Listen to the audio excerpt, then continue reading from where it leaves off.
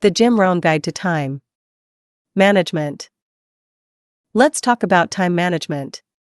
I've got several approaches to the management of time. Here's the first approach. Ignore the subject. That's valid. A guy says, "Hey, I've been late all my life and it doesn't look like all this time management's going to work for me. I just ignore it." That's wonderful. And I say that really to make this point. Remember, be a student, not a follower. Design your own personal life. I'm very happy for people to take notes at my seminars. But I'm also just as happy if someone says, "Hey, this is not for me. Tear up all these notes and throw them away." That's just as valid for me. Remember, be no one's disciple. Chart your own course, make what you do the product of your own conclusion. This is valid, ignore the subject. Here's another approach to time management. Step down to something easier. If you're getting hassled by the management of time, you might want to change course. What I'm saying here is be your own person. You don't have to be a model of someone else. You don't have to do it like anybody else. Do it like yourself. Buy what you want to buy, listen to what you want to listen to, make changes if you want to make changes, and don't make changes if that's what you want.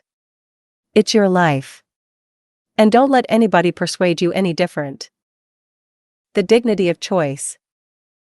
Success is not a stereotype. Success is not a Ferrari. Success is not an automobile. It's not a house. It's not a place. It's not money in the bank. It's not $1 million. That's not success. Success is the continual unfolding of the design of your own life and pulling it off. That's what success is. Being successful in whatever you want to do that makes sense to you, for you and your family. Take on responsibilities or refuse them, it's all up to you. We've been given the power of choice.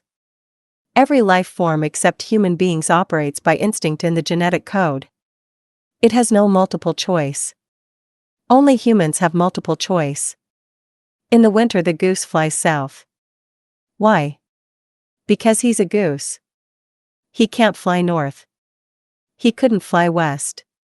If you said to the goose it'd be better to go west this year, he ignores that advice. He keeps on flying south. Why? He has no alternative. He has no other way. He is only driven, as all life forms are driven, by instinct in the genetic code. Except human beings. Now why not human beings? Because we've been given the dignity of choice. We're not like a robot.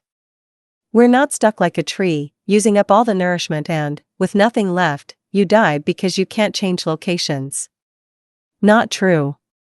Humans can go north, south, east, west. Humans can change and do anything they want to do. We've been given the dignity. But here's what's interesting about all life forms except humans. Every life form except humans strives to the max of its potential. How tall will a tree grow? As tall as it possibly can. You've never heard of a tree growing half as high as it could. No, that is impossible. A tree grows as high as it can, drives down every root it can, produces every leaf it can, extends itself as far as it possibly can. Every life form extends to the max, except human beings. Now why not human beings? Because we're not robots. We've been given the dignity of choice. Do it all or don't. Be part of or all of what you have the potential to be. You've got the choice. Do a little to make yourself comfortable and forget the rest, or do it all. There's nobody here to dictate you've got to do it all. That's nonsense. You've got to be rich because we live in a rich country. That's nonsense. You don't have to be rich. You don't have to do it all. You can do a little, do some more. Take advice, but don't take orders. Take information, take training, take teaching, but don't take orders from anyone that tells you how you need to live and what you need to own and what you need to do. Somebody says, "Well, you need to be successful." That's a personal choice, being successful. What we teach is the possibilities, and everybody chooses. Take a little, take a lot, do some, do nothing, or ignore the subject. This is why I put this in here. You've got to learn to do that. Abraham Lincoln said, "As I would not be a slave, so I would not be a master." Excellent philosophy. A guy says, "Hey, I'm soon cashing it in and I'm heading for the mountains. I'm going to live in a little cabin, live off the land and feed the squirrels." If he goes and does that, guess what? He's a smashing success. Why? He's doing what he designed to do and pulled it off. You can't say, "No, that's not successful." That is the epitome of success, giving a design to your life and pulling it off to make progress in the direction that satisfies you. If it doesn't satisfy you, make alternatives and change. If you get some better ideas, sure, you may follow someone's suggestions and ideas but not orders. Design your own life. Design your own life like you want it.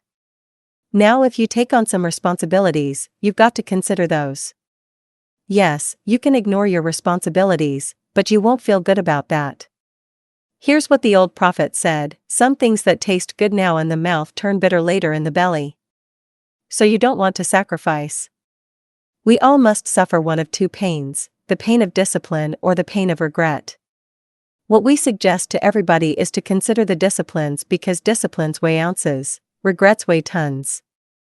You don't want to substitute a discipline for a regret. In our opinion, that would be a poor choice. Now you can do it, but some things are poor trade-offs. The old prophet said, "What if you gain the whole world but it costs you your soul? Would that be worth it?" With a bit of intelligence, we say no, that doesn't seem worth it even if you've got the whole world if you traded your soul. That experience would be so bitter and so awful and so devastating, it wouldn't be worth it. What if you got some gain by greed instead of legitimate ambition? I'm telling you, it might taste good up front, but it's going to turn bitter in the belly. And a bit of that advice saves some people from devastation. Say, "Well, you're right. I'd better think twice about that." So we must confront all laws. Spiritual laws, agricultural laws, basic laws, fundamental laws. We must confront all of those. But you still now can design your own life. A little or a lot. Go east, north, south. Weigh the cost. So, time management might be to step down to something easier that doesn't stress you with the constraints of time. A guy works for a company, he says, "Oh, I've got to own one of these." He finds out he's now got to work 24 hours a day, all around the clock. And he's got to worry about all these people. The guy says, "The heck with this. I'm going back where I used to be. I played golf 3 times a week and made 3 times as much money as a salesperson. The heck with this running a company." That's the deal. Don't put yourself in the straitjacket of something that's not to your choosing and not to your liking. Now, if you really want the prize, to become a multimillionaire and run a company, fine. Then you've got to pay the price. But hey, it's strictly up to you. There are no requirements here. Where is it written? There is no law. The key is to try to design your life. Yes, you might try something and say, "This costs me too much. I'm away from my family, I'm gone." So this is valid. A little girl said to her mommy, "Daddy never plays with me. He comes home and he's got this briefcase and he disappears and works on his papers and he tells me to go to bed."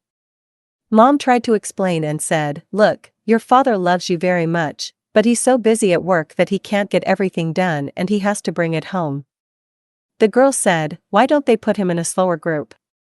Not a bad idea. If you haven't got time for your kids, you should consider a slower group. It's not the money. It's not the success. You've got to make sure everything works. Not something at the expense of everything. At the expense of everything turns out to be too costly. Balancing act. Life at its best and most fulfilled, I think, is a balancing act to make everything work. A mother's got the challenge, a father's got the challenge, and all of this in balance, even the tug of war trying to make it work as husband and wife. A guy's a baseball player and he gets $4 or $5 million a year, and his talent takes him away 185 games, whatever the number of games are that they play. That's a pretty tough one to do. Gone most of the time. Should he go where his talent leads, or should he work at the bank from 9 to 5? It's a challenge to try to fit, compromise, make it work, make all systems work so you don't sacrifice everything for something. It's all a dilemma. If you've got partners, now it's the combination of working it out. But let me tell you what, it can be worked out. Here's what happens if you ignore it. It just gets worse. You've just got to confront and say, let us work it out so that we bless our life with all of the systems that furnish us with a good life. Guess what? It never ends, this trying to balance your life with everything. So, in the management of time, step down to something easier, rearrange your program, pick up someone else's advice, not orders, but advice that says, hey, I went for the money instead, and it cost me too much. Here's the real time management. Make yourself more valuable. Get more from yourself so that you become much more accomplished in an hour that used to take a week. That is the easiest of time management, to make yourself more valuable. So now, let me quickly give you the rundown here, some key pieces to time management. Major versus minor. Here's a key phrase, either you run the day or it runs you. Getting in charge, mastering the situation, this is the big challenge. I remember some companies I started years ago. I'd start the company and I'm running the company. First thing you know, the company's running me. Along about that second year, I say, hold it. I used to be in charge and now I'm out of control.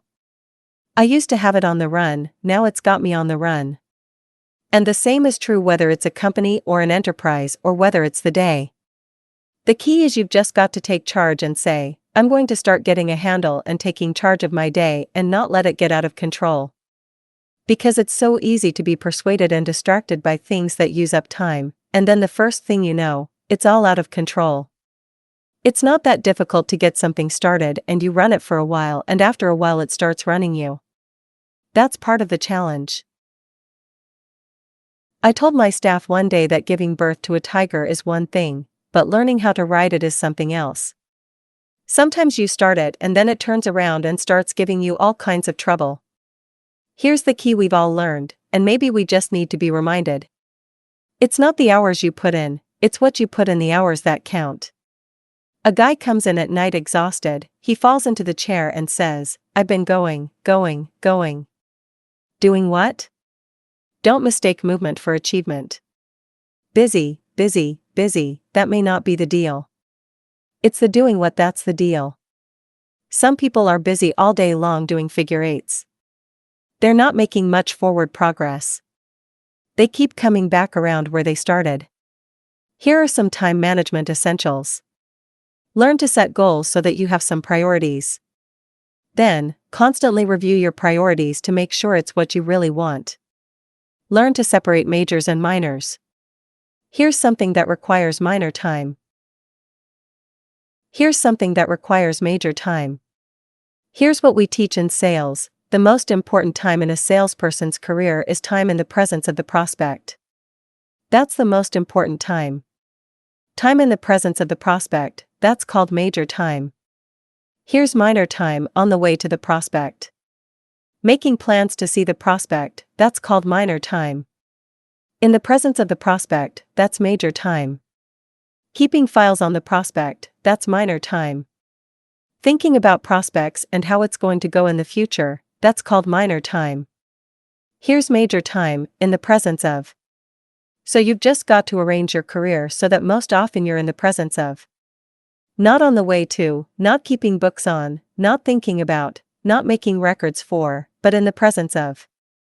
Now the minor things are important, but they're minor things. Make sure you don't spend major time on minor things. Concentration. Next key to time management is concentration. You zero in if you concentrate. Many times it takes a lot less time when you concentrate. If you get distracted, it takes a whole day because of the distraction. But if you concentrate, it could take an hour instead of a day. It could take a few minutes instead of a half a day. I read this little article in Reader's Digest. It said, wherever you are, be there. Concentrate there. I used to try to design my day in the shower. I'm not even awake yet and I'm trying to write a letter. What I finally learned to do is enjoy the shower. Don't start the day till you get to the work. On the way, enjoy the way. At breakfast, enjoy the breakfast. Some guys in business, they're already at the office at the breakfast table. The key is to be at breakfast with your family at the breakfast table. There's plenty of time to do the business when you get to the office. You can't compose the next letter eating your cornflakes. Now you've got to concentrate on your family. Wherever you are, be there. Concentrate there. That's a key. Next, learn to say no. It is so easy, especially now in a social society, to just be pulled everywhere with social obligations. Do you say yes, yes, yes, yes? Then you find yourself so overloaded on your calendar that it eats up all the time. So learn to say no politely. It's easier to say, I don't think so, but if that changes I'll call, than to say, oh, yes, and then try to figure out ways to make the call and not to make it. One of my colleagues says, don't let your mouth overload your back. Because it's easy to just oblige, wanting to be nice, wanting to be pleasant, wanting to please. But you get pulled in too many directions by saying yes too easy too frequently and finding yourself in a box. When you work, work. Now here's a big one on time management. When you work, work. When you play, play. Don't mix the two. Here's the big one. Don't play at work. Here's why: work is too serious. Guess what economics is? Serious business. Economics is a serious subject because you're trading part of your life being economically sustained and providing protection for you and your family for generations to come. This is a serious deal. The one place you don't horse around or fool around is at work. Somewhere else, yes. At work, no. Just establish that reputation that you don't fool around at work.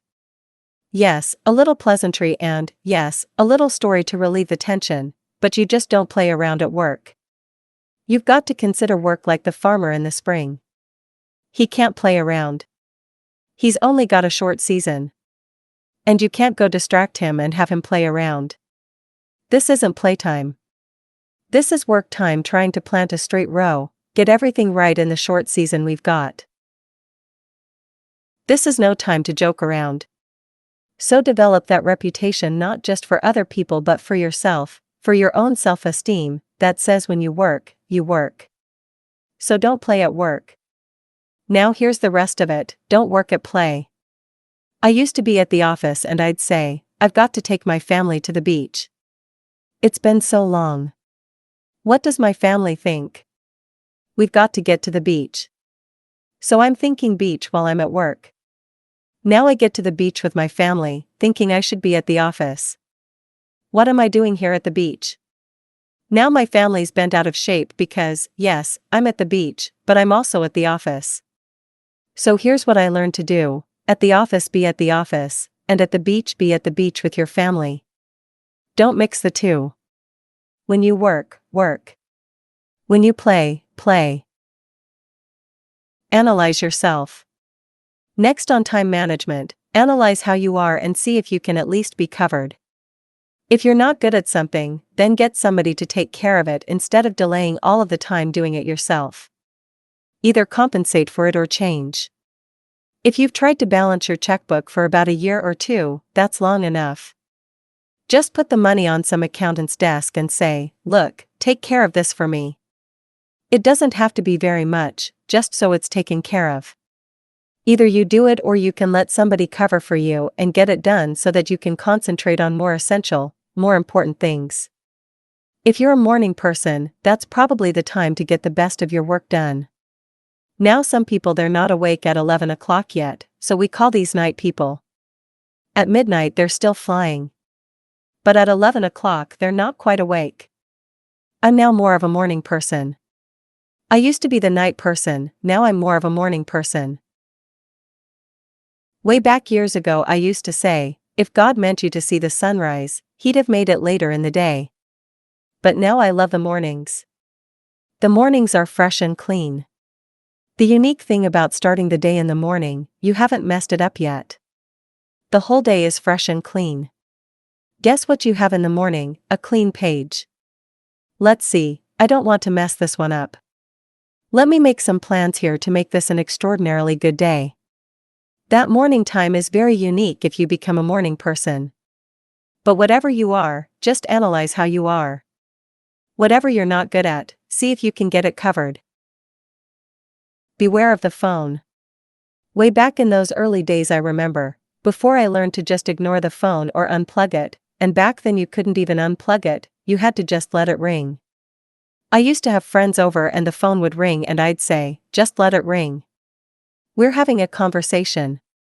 My friends couldn't stand the phone to ring and not answer it. So they'd go answer my phone. They'd say, it's for you. I'd say, yeah, I suppose it is. But here's the key, with all the new stuff now, here's what you've got to do at home, you've got to shut everything off and have dinner with your family. You just shut everything off. Now they've got it where the messages will be taken and everything will be taken, but you've just got to say this time, we shut out the world. It doesn't matter if the president calls. It doesn't matter who calls. They've got to wait for at least an hour till I'm finished with my family. Your family will take great delight in you shutting out the world. Just shut everything off for a while. There's plenty of time to get back to it. You say, well, what if some emergency is happening? It'll have to wait. Read the books. Here's another key on time management. Read the books. If you need some specific help, there's a book for it. There have been many books written on time management. Take their advice, but still make your own plans.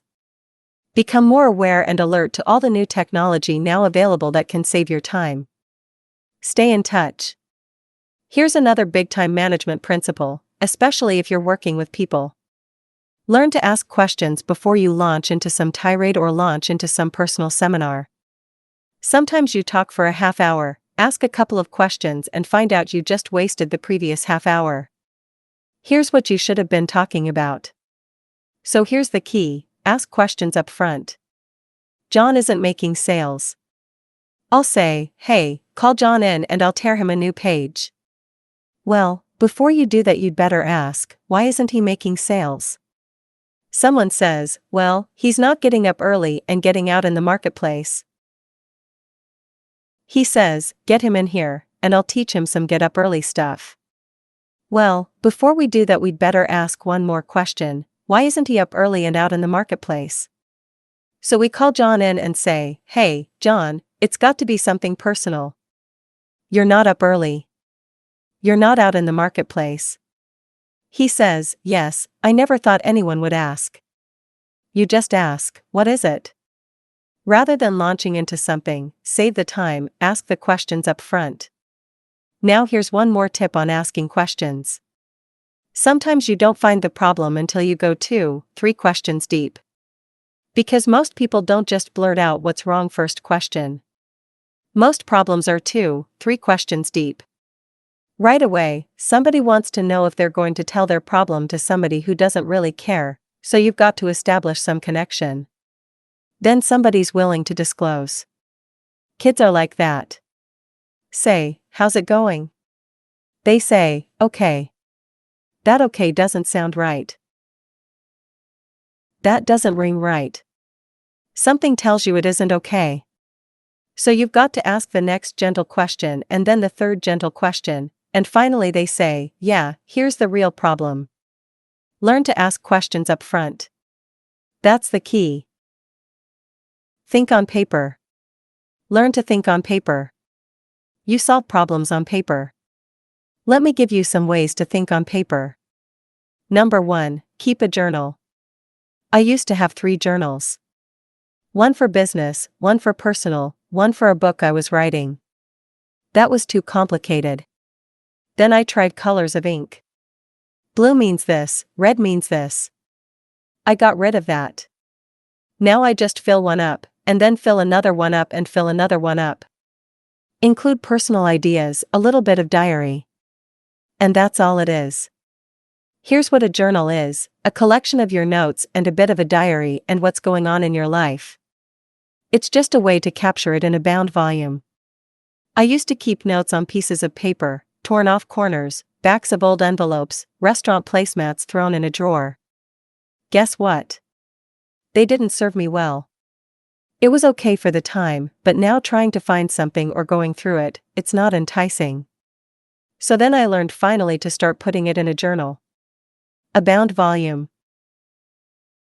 It's a little more enticing on a winter day to just sit down and go back through your journal. Sometimes when I'm off somewhere and I don't have my journal, I'll jot some things down, and when I get back to my journal I'll put them in there, and throw the paper away. Just little ideas like that. You just have to decide whether you need a big one or a small one or a light one or an easy one. But just go. Just start keeping more records of ideas that come your way, whether it's a recipe or a colossal business idea or the schedule for the next few ball games that are coming up. It doesn't matter what. Just load stuff in there and then load up another one and load up another one. You will be proud someday that you kept these journals. Projects book. Next, another pretty good idea, a projects book. Whatever project you're working on, get a 3-ring binder and keep little notes on that project and how it's going. When you finish the project, you file it somewhere. But as long as that project is active and going, keep that projects book. Now I know you can put it all in the computer and you can study that. But for me, I like the regular 3-ring binder for the projects I'm working to give a little running account of how it's going.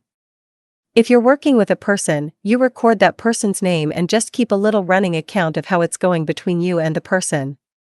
If you're in sales, you've got some salespeople in there to keep track of. Give them each a page. Give them each a partition in your projects book. When you're about to speak to them, do a little review of what you talked about last time. Now you're better prepared to talk to them this time. It becomes a briefing book. When the president gets ready to make a trip to another country, his staff briefs him. They tell him, when you were there before, here's what you talked about. When you were there before, here are the promises you made. When you were there before, here's who you met and here's who they are and here's what you said. And he briefs himself on all of this so that when he goes again, he says, I remember last time when I was here. These briefing books provide an interchange of both project and person. A little running account of how it's going, what this person did last month, what they're doing this month.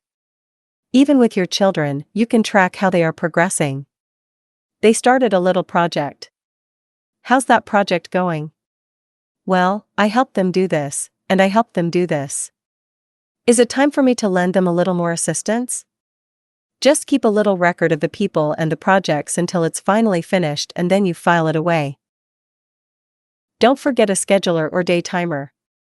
You've got to keep track of where you're supposed to go and who you're supposed to meet. You know, just load all that stuff in there instead of trying to keep it in your head. I jump in the limo to head for the airport. The driver says, "What airline?" And I say, "I'll have to look because I don't store it in my head." Maybe I'm kind of freaky like that. Rather than keep all this stuff loaded in my head, I just find a convenient place to put it where it's all available. Keep your head open for bigger projects than what airline. Game plan. Develop a game plan where you schedule all the things you've got to do, laying out 6 months or a year or longer. A game plan is pretty simple because it has a list of all your projects that you want to accomplish, and then you put them on the calendar. I found out if your project book is in one place and your calendar is in another place, it gets to be a little confusing. So you have a game plan for a project and schedule how it's going to work for the next 6 months, year, or more. You say, well, I'm going to do some advertising. That's the project. And, I'm going to do some here, some here, some here, and some here. It can work for whatever program you've got going, whatever you want to accomplish. For your health program, you say, I'm going to go to the gym here. I'm going to run this marathon here. I'm going to do this. I'm going to do this. This is my health program. You see the advantage there is when the project list and the game plan calendar are side by side instead of one being in one place and another in another place. You've got to put your family on there too. The family wants to know where they fit in the game plan. So you start talking, and they say, "No, show me." Wouldn't kids go for that? "Show me where I am on the game plan." You say, "Well, you're right here and you're right here and you're right here and you're right here." They say, "That's all I need to know." Don't kids want to be on your game plan? And it's better visual than conversation. Now, let's say you've got a project in your company and you have to go to your family now because you want to use family time. You make a deal. You say, "Look, I've got to knock you out of this because I've got a work project. It's going to mean so much for the business and it's going to mean so much for the family. We'll be able to do so many more things, but I've got to borrow this time." Now you have the payback. "If you let me borrow this time, we'll pay it back here and we'll do this, this, and this." They'll say, "Well, that's okay if you'll do this, this, and this." I mean, once kids have got you, they're going to go for the max. But wouldn't kids be more reassured if they knew they were on your game plan, even though it has to change at times? Even though some emergencies or whatever rearrange the deal? As long as I'm on the plan. We simply call this a game plan. A final thought. It's an obvious, yet often overlooked, truth. Rich people have 24 hours a day and poor people have 24 hours a day. The difference between the rich and the poor is in the management of that time. Successful people often work harder and longer than most, but they almost always work smarter. If we get more from ourselves, if we can make an hour as valuable as 10 hours used to be, we can get as much done in a day as we used to get done in a week. Imagine the potential compounding effect of working smarter. By practicing the few simple disciplines discussed here every day, you can use time like the rich, with focus and effectiveness. Personal development. One day my mentor, Mr. Earl Schoaf, said to me, "Jim, if you want to be wealthy and happy, learn this lesson well. Learn to work harder on yourself than you do on your job." I must admit that this was the most challenging assignment of all. This business of personal development lasts a lifetime. You see, what you become is far more important than what you get. The important question to ask on the job is not, "What am I getting?" Instead, you should ask, "What am I becoming?" What you become directly influences what you get. Think of it this way, most of what you have today, you have attracted by becoming the person you are today. I've also found that income rarely exceeds personal development. Sometimes income takes a lucky jump, but unless you learn to handle the responsibilities that come with it, it will usually shrink back to the amount you can handle. It is hard to keep that which has not been obtained through personal development. So here's the great axiom of life: to have more than you've got, become more than you are. Skills for success in the marketplace. The marketplace is a demanding place. There is plenty of opportunity, but you've got to get ready for it and prepare for it. We've got to spend a portion of this year getting ready for next year, and we've got to spend a portion of this decade getting ready for the next decade. Hopefully the reason why we're here, looking well, doing fairly well, is because we spent a portion of the last decade getting ready for this decade. So, a big share of life is spent getting ready, getting prepared, and part of it is the development of skills. I've got a good key phrase for you to start with in developing skills that make for success in the marketplace. First, it starts with personal development, self-improvement, making measurable progress. Personal development is not an easy matter. Personal development is a push. It's a struggle. It's a challenge. There wouldn't be any winning without a challenge. That's what life is all about. It's the struggle and the challenge to develop ourselves and our skills to see what we can create in the way of value in the marketplace. Life is all about creating skills and value and taking those skills and value to the marketplace and seeing what it will return for you. Now it also has a social part, a spiritual part as well as the physical part, and we're going to talk about some of those parts. New habits don't come easy, but they can be developed. Sometimes when you develop a lot of momentum in one direction, It's not that easy to change, but it is possible. It isn't easy, but it's possible. Somebody once said, success is 10% inspiration and 90% perspiration. You've just got to read the books, learn the skills, put yourself through the paces, do the mental push-ups and get yourself ready. Inspiration is fine, but inspiration must lead to discipline. It's one thing to be motivated, but it's another thing to be motivated sufficiently to take the classes, do the reading, do the repetition, go through it over and over, until it becomes part of you. And those are challenges. They're not easy, but they're challenges that if you win, return your equity, the worth you get from the marketplace. 3 parts of personal development. I've divided personal development into 3 parts. Let me give you those. 1. Spiritual. I know when you talk spiritual you can get in an argument most anywhere, but I have a simple belief that says humans are not just animals. Some people believe we're just an extension and an advanced form of the animal species, but I believe humans are unique. Spiritual qualities make us different from all other creations. Now I'm an amateur on that side of it, so I can't give you a lot of advice there, but I would recommend you be a student of the spiritual side of your nature. And whatever you have to read and assimilate to develop in that area, I would strongly suggest you do. 2. Physical. The mind and the body work together, so we've got to give some attention to both, mind and body. Development of mind and body. On the physical side, you've heard the phrase that says treat your body like a temple. A temple. Not a bad word. Something you would take extremely good care of.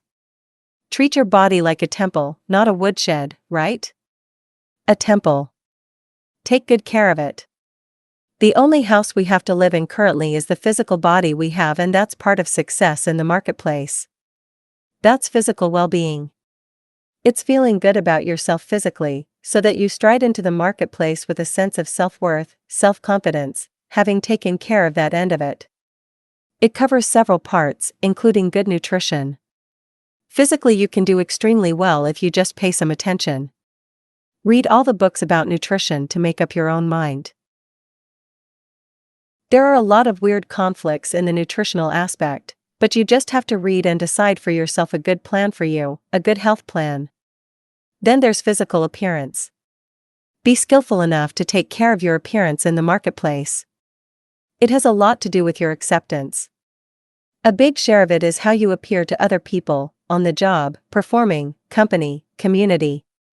There's a saying that goes, God looks on the inside and people look on the outside. That's not a bad suggestion, meaning, take care of the inside for God, and take care of the outside for people.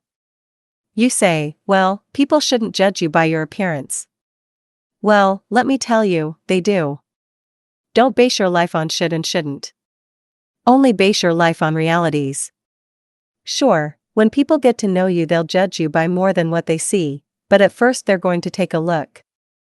So, physical appearance is part of the physical side of personal development. Now, I've got another good phrase for you. It says, be conscious of self, but not self-conscious. There's a certain point that we need to be conscious of ourselves, take care of it, then let it go.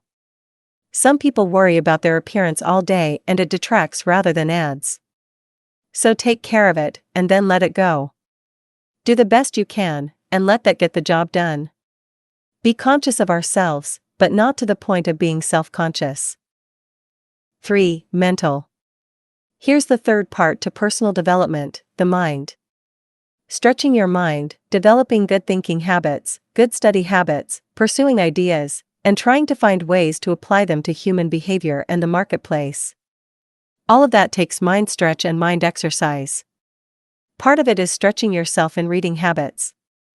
You can't live on mental candy, so you've got to have the full range of mental food in order to grow. We call that mind stretch. Your willingness to tackle subjects that are difficult and that most people have decided to let slide gives you an extraordinary edge in the marketplace. How can you master part of the high skills, the extraordinary skills that make you an unusual performer in the marketplace? It takes mind stretch. Some people skip poetry and literature, the Bible, history, and a lot of things that seem a little difficult to attack. But if you always back away from something that seems a little difficult at first, you leave yourself weak. You leave yourself unprepared in the marketplace. So, don't be afraid to tackle the heavyweight stuff. It may be a lot easier than you think once you get into it and learn skill after skill. Learn the other side of the argument. Another part of mind stretch is to learn the other side of the argument. Whether you're debating spiritual, political, physical, behavior, whatever it is, don't be afraid of the other side of the argument. If you're going to be a good debater, you've got to know the other side of the argument. So that's what I'm asking you to do. Don't be afraid of the other side of the argument. If you're strong mentally, you can handle it, and you've got to give people points for their side of the argument. Give credit to somebody who's got a good point. Even though you don't agree with their argument, you must agree that they came up with a good point. That's part of mind stretch, studying the other side of the argument. Your personal development library. Now part of all this is developing what I call a personal development library. Mr. Schoaf got me started back when I was 25 years old. Since I'd missed most of my college education, he said to me, I pass it along to you to be self-educated. Education doesn't cease when you leave college or leave the university. Education is a lifetime process. We keep putting ourselves through the paces to learn. That's how you get into the higher numbers income. That's how you get into the higher brackets enterprise. That's how you become a more useful, productive, valuable citizen, making a contribution to family, community, country, enterprise. Work hard on developing these skills and be self-educated. Mr. Schoaf said to me, standard education gets you standard results. He said, why not go beyond the standard and the average and the acceptable and become the advantaged, the extraordinary, or the extra capable? I picked up on that. I had decided back at age 18 or 19 just to get a job, work hard, and do the best I could. And Mr. Schoaf said there is a lot more to life than that. Why don't you master some extraordinary skills? Why don't you move up to the higher level and see if you wouldn't find the taste better in the results you get from that exercise? I did that. Now, your personal development library needs to be a whole mix. It can't just be a single piece of it. Some people these days are just into self-improvement, self-help, inspirational things. But you can't live on mental candy alone.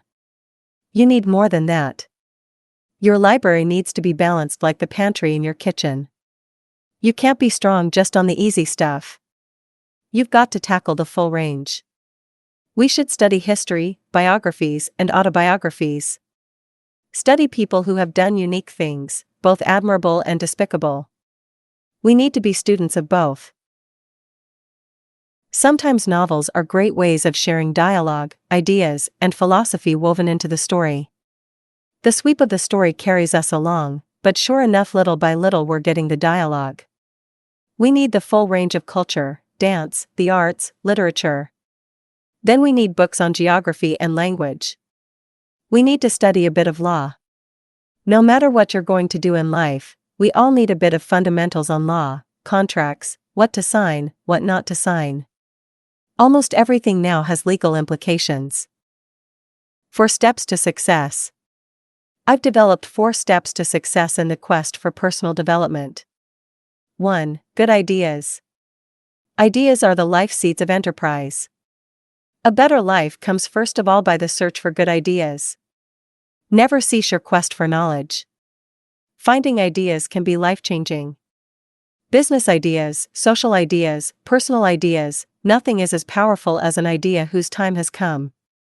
Be a searcher of good ideas, timely ideas, political ideas, family ideas, ideas for health. Then, do what I do.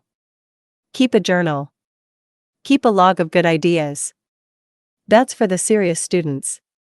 I used to take notes on pieces of paper and found out I couldn't go through them, couldn't catalog them, and I missed a lot of good stuff. So I learned to keep good ideas in a journal, and I've been keeping journals all these years. It's an extension of your learning library. 2. Good plans. Be a student of good plans. Plans are important because they take ideas to the marketplace. Plans give birth to ideas. Plans well executed bring ideas into enterprise and bring ideas into the better life. Ideas without plans forever hang like an artist's rendering on the wall. They never become reality. They never become substance. So, I'm asking you, develop good plans, good disciplined activity plans. Riches do not come by crossing your fingers and walking through the day hoping. Riches and wealth come from well-laid plans. If a child starts between the ages of 12 and 15 with a good plan and a normal average income, by age 40 they should be wealthy. Age 45 at the latest. Now if you're not wealthy by age 45, it simply means you didn't have a good plan. Opportunity without good plans misses all the worth and wealth you could have. So be a student of good plans. 3. The passing of time. All of us have to learn to handle time. It's one of the challenges of life, how to handle the passing of time. Sometimes waiting from spring to fall is difficult to handle. That's not an easy stretch, especially if you have heavyweight creditors. You planted in the spring and now the creditors are on you in the summer. We have a tendency to walk out into the field and say, "Grow crop, grow, they're on me." But we have to learn to wait. Part of success is patience. We Americans probably have to learn patience more than any other people on earth in our push-button society, right? But it takes patience, the passing of time. 4. Solving problems. The fourth step to success in the quest for personal development is the solving of problems. It's a simple way to describe success.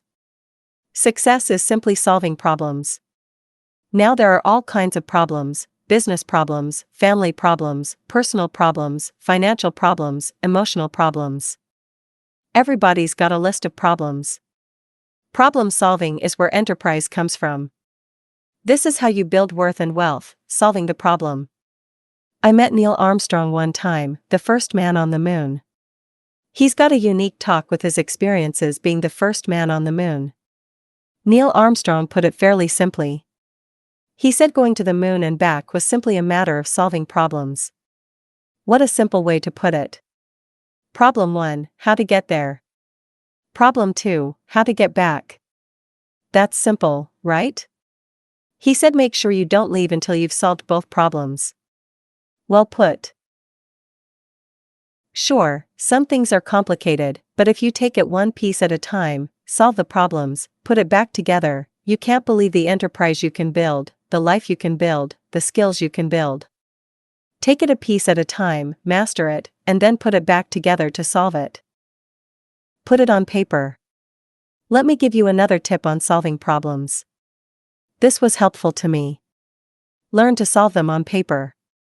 I learned this some time ago. You've got to commit some of your thoughts to paper. If you just deal out of your head all the time, it's easy to make too many errors. You wouldn't build a house out of your head. You take what's in your head, put it on paper and work it out. Then you work from the document. Work from the paper. First of all, put it on paper. Take a piece of paper and just spend a little time outlining the problem. Instead of just thinking about it, put your thoughts down on paper. Most of the executives I work with around the world use this kind of strategy. Putting a problem on paper. It helps you to focus. It helps you to zero in. Now when you state the problem to the best of your ability, you just add this one question. Is that all of it? You say, well, we're not to dwell on problems, no, we're not to dwell on them, or live in them, but at least you have got to state them. Because you can't solve them until you clearly define them. 3 simple questions. Now, let me give you part of the answer to solving problems. Answers to solving problems fall into 3 simple questions. For problem solving, it's important to go through these questions. 1. What can I do? Here's the first one. What can I do to solve the problem? What can I do? Then you start developing what we call working papers. Working papers simply are doing your best. You say, well, here's potential answer number 1. That's an answer. Potential answer number 2 is a possibility. And number 3, that's a possibility. You just start laying out possible solutions. Then go back and analyze these solutions. Number 3. You've already come to the conclusion it would take too long. Okay. Number 2. Too big a question mark. Number 1 is probably it. My first inclination was right. Study that a little more and see if that's it. Develop working papers. 2. What can I read? So the first step to solving problems is to write them down. The second step is to develop working papers on possible solutions, what you can possibly do. Now, if that doesn't do it, here is the second question to ask. What can I read? Sure enough, there may be a book, there may be a text, there may be an audio program, there may be a video, there may be some form of an outline on your particular problem. If you went to the library, you might find a whole section on your problem. There's bound to be some answers. So now you start going through the books, and start developing your reaction to what you're reading. Just go through all the books, developing your analysis of what you've read. That's the second question. What can I read? 3. Who can I ask? Here's the third question. When solving a problem, who can you ask? Now, here's the key. Don't hesitate to ask. Let me give you the next clue. Don't ask first.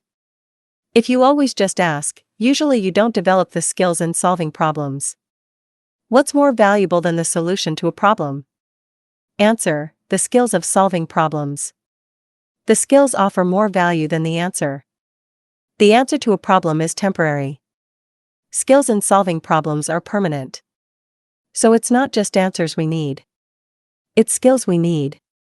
The 5 abilities. Learn to concentrate on these 5 abilities. I call these the 5 abilities that help you skillfully attack the marketplace to do well. 1. Absorb. Here's the first ability. Develop the ability to absorb, the ability to soak in, take in, be like a sponge.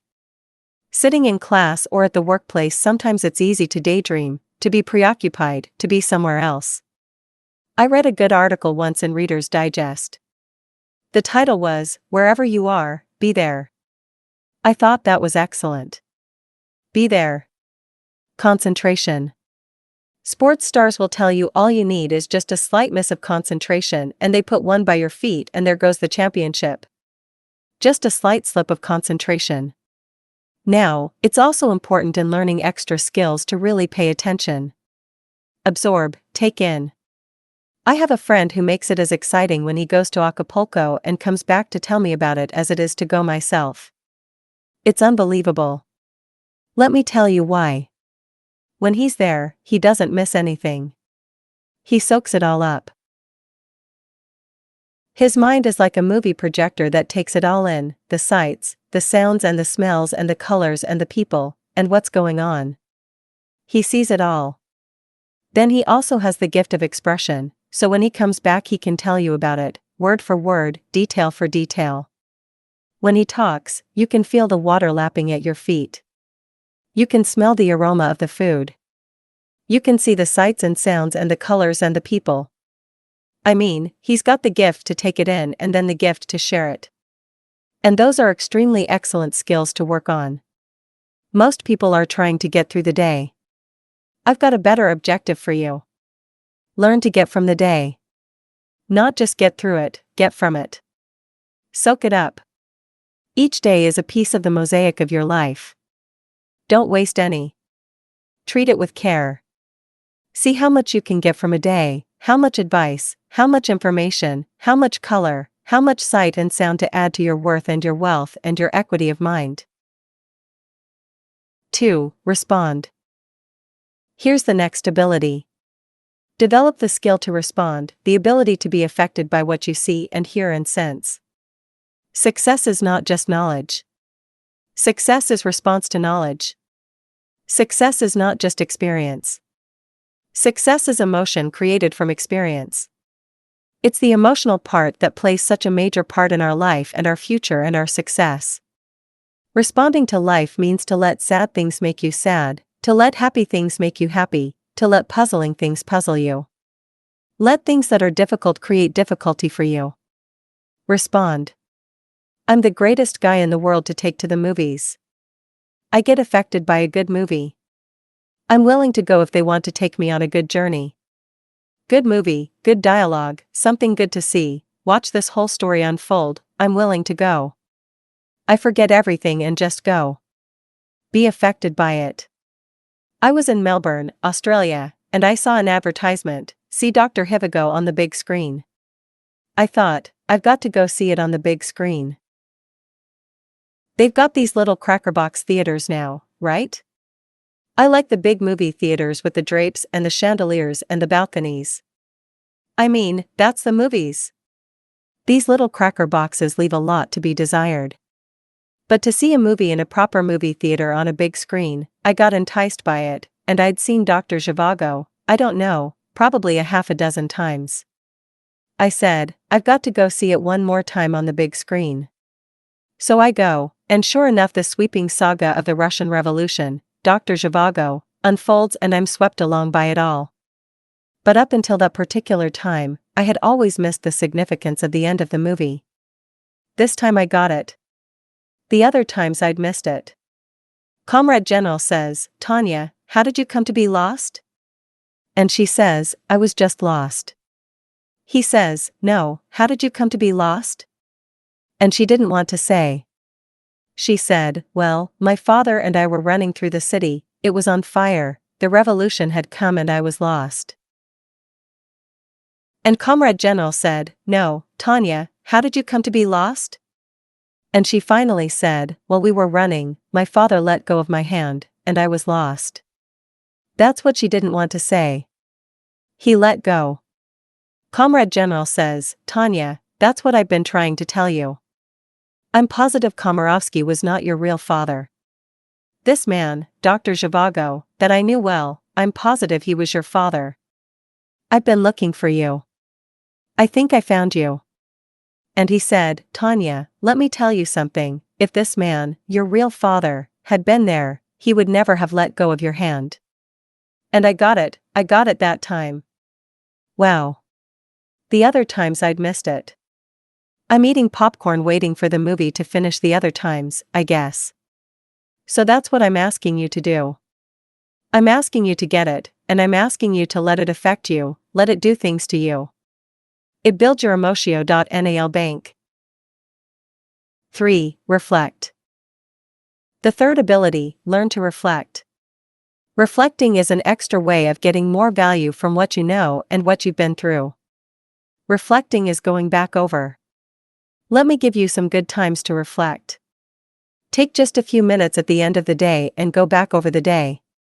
Find a place, if you can, to be alone, and just go back and think through the day. Where have you been?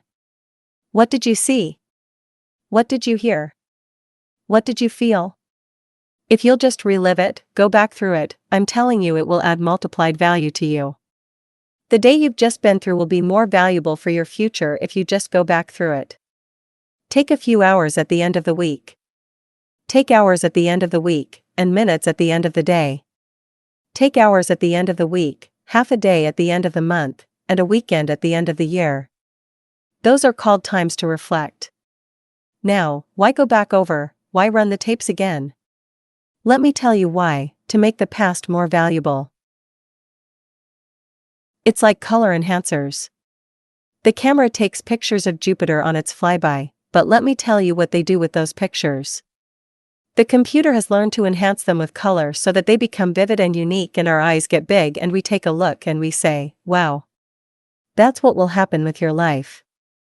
If you'll take the time to review what's going on, review the decision making, review the people you're with, review the actions you're taking, the decisions you're making, review all that stuff, go back through the feeling, I'm telling you, the color enhancers of your own mind will make your life more valuable. Now, why try to make your life valuable? Simple answer, to invest it in the future. We call that bright. We call that skillful, to make more out of your past, to have more value to invest in the future, instead of just trying to get through one more day, trying to get through one more week. It's to get more out of your past and invest it in your future.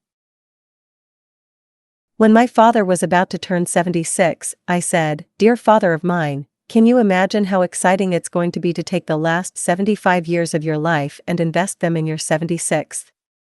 That's an extraordinary thing to learn, how to take more of you and invest it in the next conversation, invest it in the next decision, invest it in the next activity. 4. Act. Now, here's number 4. Develop the ability to act, the ability to take action on your feelings and your knowledge.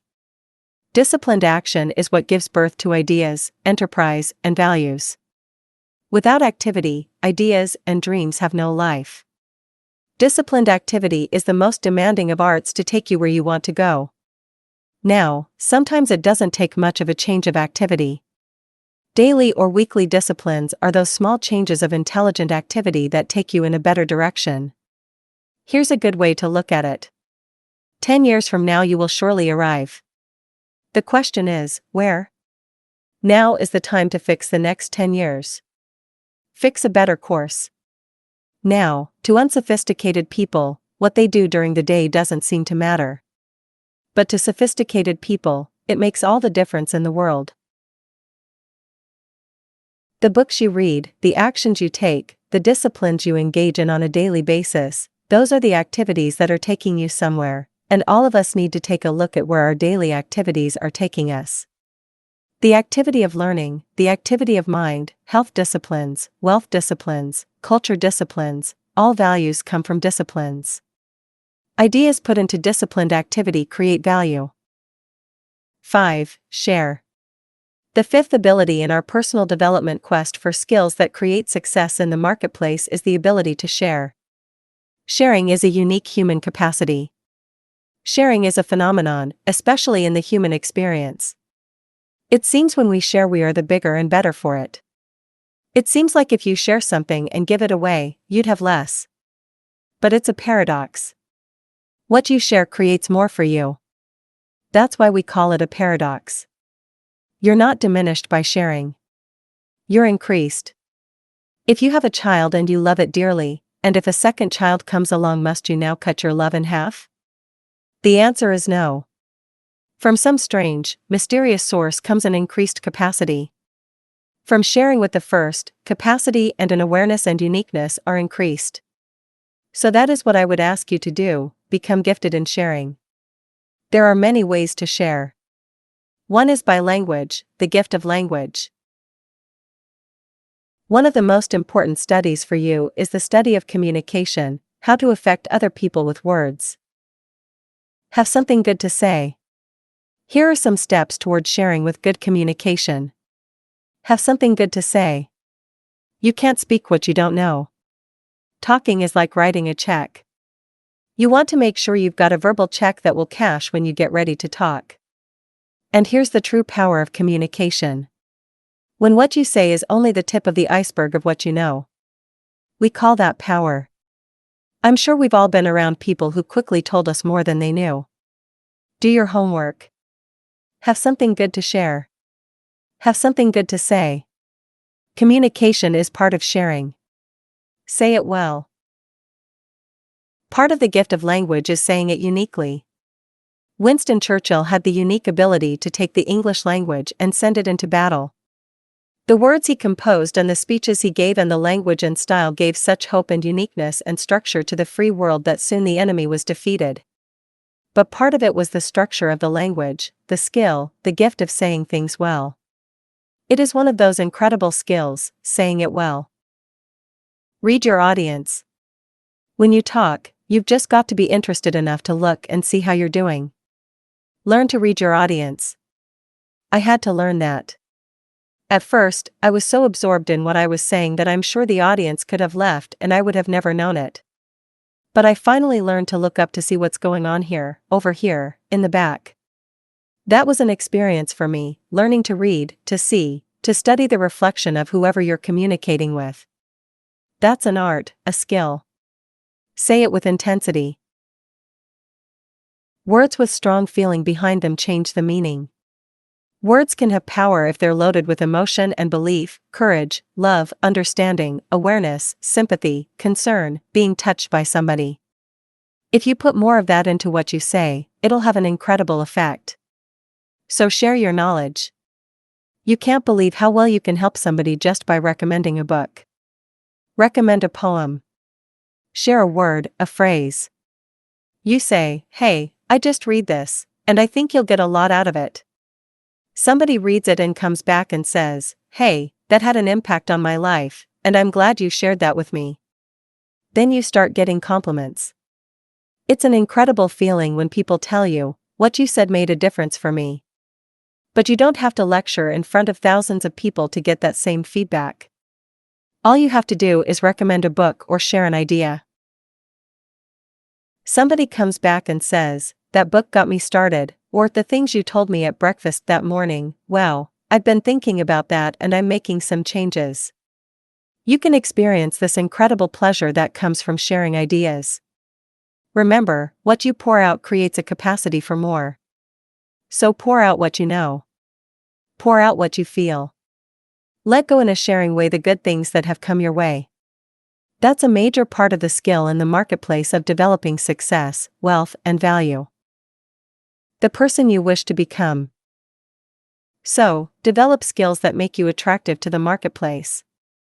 Develop the temperament and the attitude that make you attractive to the business world, the attitude and the temperament that make you a splendid husband, wife, father, mother, son, daughter, friend, coworker, business partner. Because, here's what's important, it's not what you get that makes you valuable, it's what you become that makes you valuable.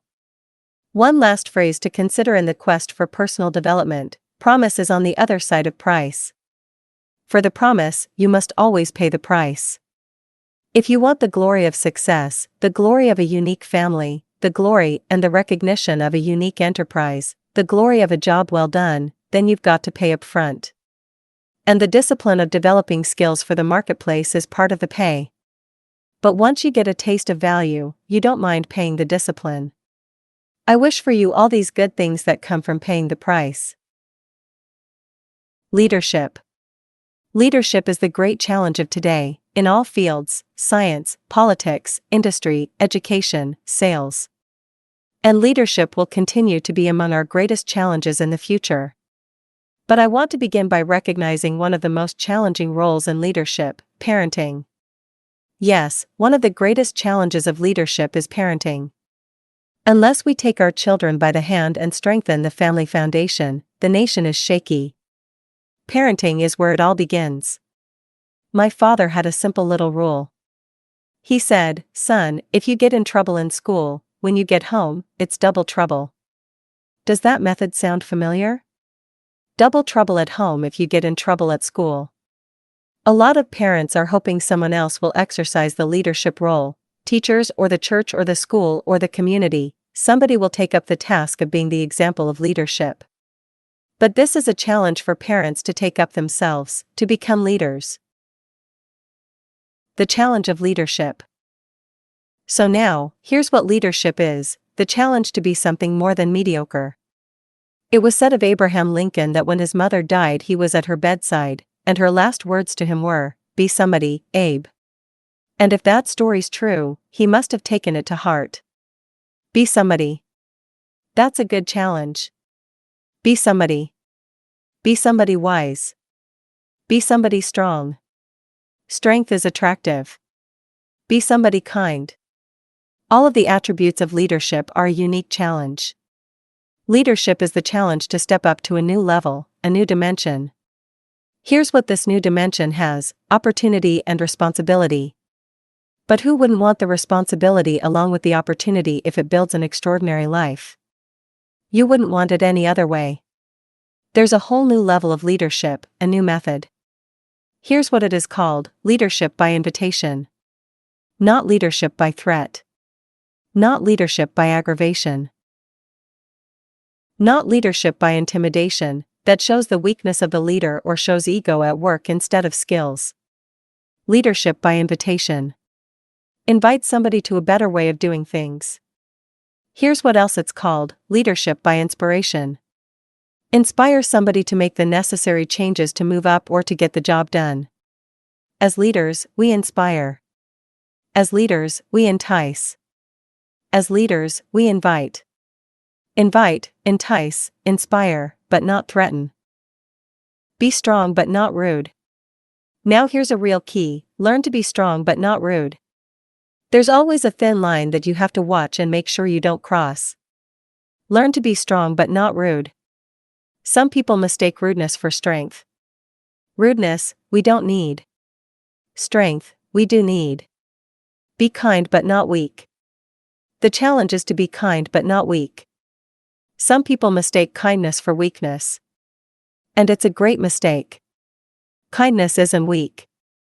Kindness is a certain unusual strength. But don't say, I must be weak in order to be kind. Sometimes you have to be unusually strong to be kind. Somebody coined the expression tough love. And that's love that really tells the truth. Whatever has to be said has to be said. Kind but not weak. Be bold but not a bully. Learn to be bold but not a bully. We need to boldly seize the day, boldly seize the opportunity, boldly seize the chance. But we don't need bullies. We don't need anybody to push anybody around. Be humble but not timid. The challenge is to be humble but not timid. Some people mistake timidity for humility. Humility is a virtue. Timidity is an illness. It can be cured. It can be managed. If you're timid, you've got to work on it. I'm telling you, it's a weakness. It's not a virtue. You must turn your timidity into strength. Keep working on it until finally you have driven it into such a small corner that it does not devastate your life anymore. Now you use it as a source of teaching. I used to be so shy and so timid, but I worked on it, and I worked on it, and I've driven it into such a small corner that it doesn't dominate my life anymore. It's still there, but it doesn't dominate. That's what's important. But humility is a virtue. Expand your ability to understand the vastness of it all and how small we are in relation to everything. It's humility that causes you to get on your knees and talk to a child without any fear of how you look. Humility is to understand that we humans are unique, but in the vast space of it all, we're all pretty small. Yes, we know, but what we don't know is so much greater than what we do know. Be thoughtful but not lazy. We need to give thought, but we also need to take action. You need to dream without just being a dreamer. Head in the clouds, yes, dreaming lofty dreams, but feet on the ground. Be proud but not arrogant. Learn to be proud but not arrogant. That's a challenge. There's something to be said for team pride and community pride, company pride, personal pride. But don't cross the line to where being proud becomes arrogance. Pride we need. Arrogance we don't. Arrogance is usually the childish attempt to make up for lack of self-worth. The childish attempt to make up for lack of self-worth has a tendency to create arrogance. You know the worst kind of arrogance? Arrogance from ignorance. That's the worst kind. If a guy's smart and arrogant, we can tolerate that. But if a guy's dumb and arrogant, that's hard to take. Have humor without folly. Learn to have humor without folly. It's okay to tell funny stories, but the key in leadership is don't be silly. There's a difference between being silly and having humor. That's the challenge of leadership. The basic laws of leadership. So now, all leaders must learn the basic laws of leadership so they can use them as illustrations as well as use them for productivity. The law of sowing and reaping. Here's the first of the basic laws of leadership: whatever you sow, you reap. Now here's another way to put it on the positive side: in order to reap, you must sow. Reaping is reserved for those who sow, who plant. To deserve the harvest, you must plant the seed. Take care of it in the summer. Carefully harvest it and then do wise things with the harvest. Now, here's the rest of the law of sowing and reaping. If you sow good, you reap good. If you sow bad, you reap bad. You can't sow bad and hope for good. You can't plant weeds and hope for flowers. It works both positive and negative. Here's something else about the law of sowing and reaping. You don't reap only what you sow, that's important to understand. You reap much more than what you sow. If you just reaped what you sow, what's the exercise for? No, we don't reap only what we sow, we reap much more than what we sow. An important thing to understand about that is it works both positive and negative. The old prophet said, if you sow the wind, you don't reap wind, you reap a whirlwind. You've got to be careful sowing the wind. It doesn't come back as a wind. It comes back as a whirlwind. That's on the negative side. But now it also works on the positive side. If you plant a cup of corn, how much do you get back? A cup? No, a bushel for the cup. You get back much more than what you plant. That's the reason for planting, for the increase. Now here's the next key to the law of sowing and reaping. Sometimes it doesn't work at all. Everybody has to understand. The farmer plants the crop in the spring and takes care of it all summer. He's an honorable man. Loves his family and is a decent citizen. But the day before he sends the combines into the field, a hailstorm comes along and beats his crop into the ground. And it's gone. It's lost. So this time it didn't work. Now what must the farmer do? He's got to decide whether to do it again or not.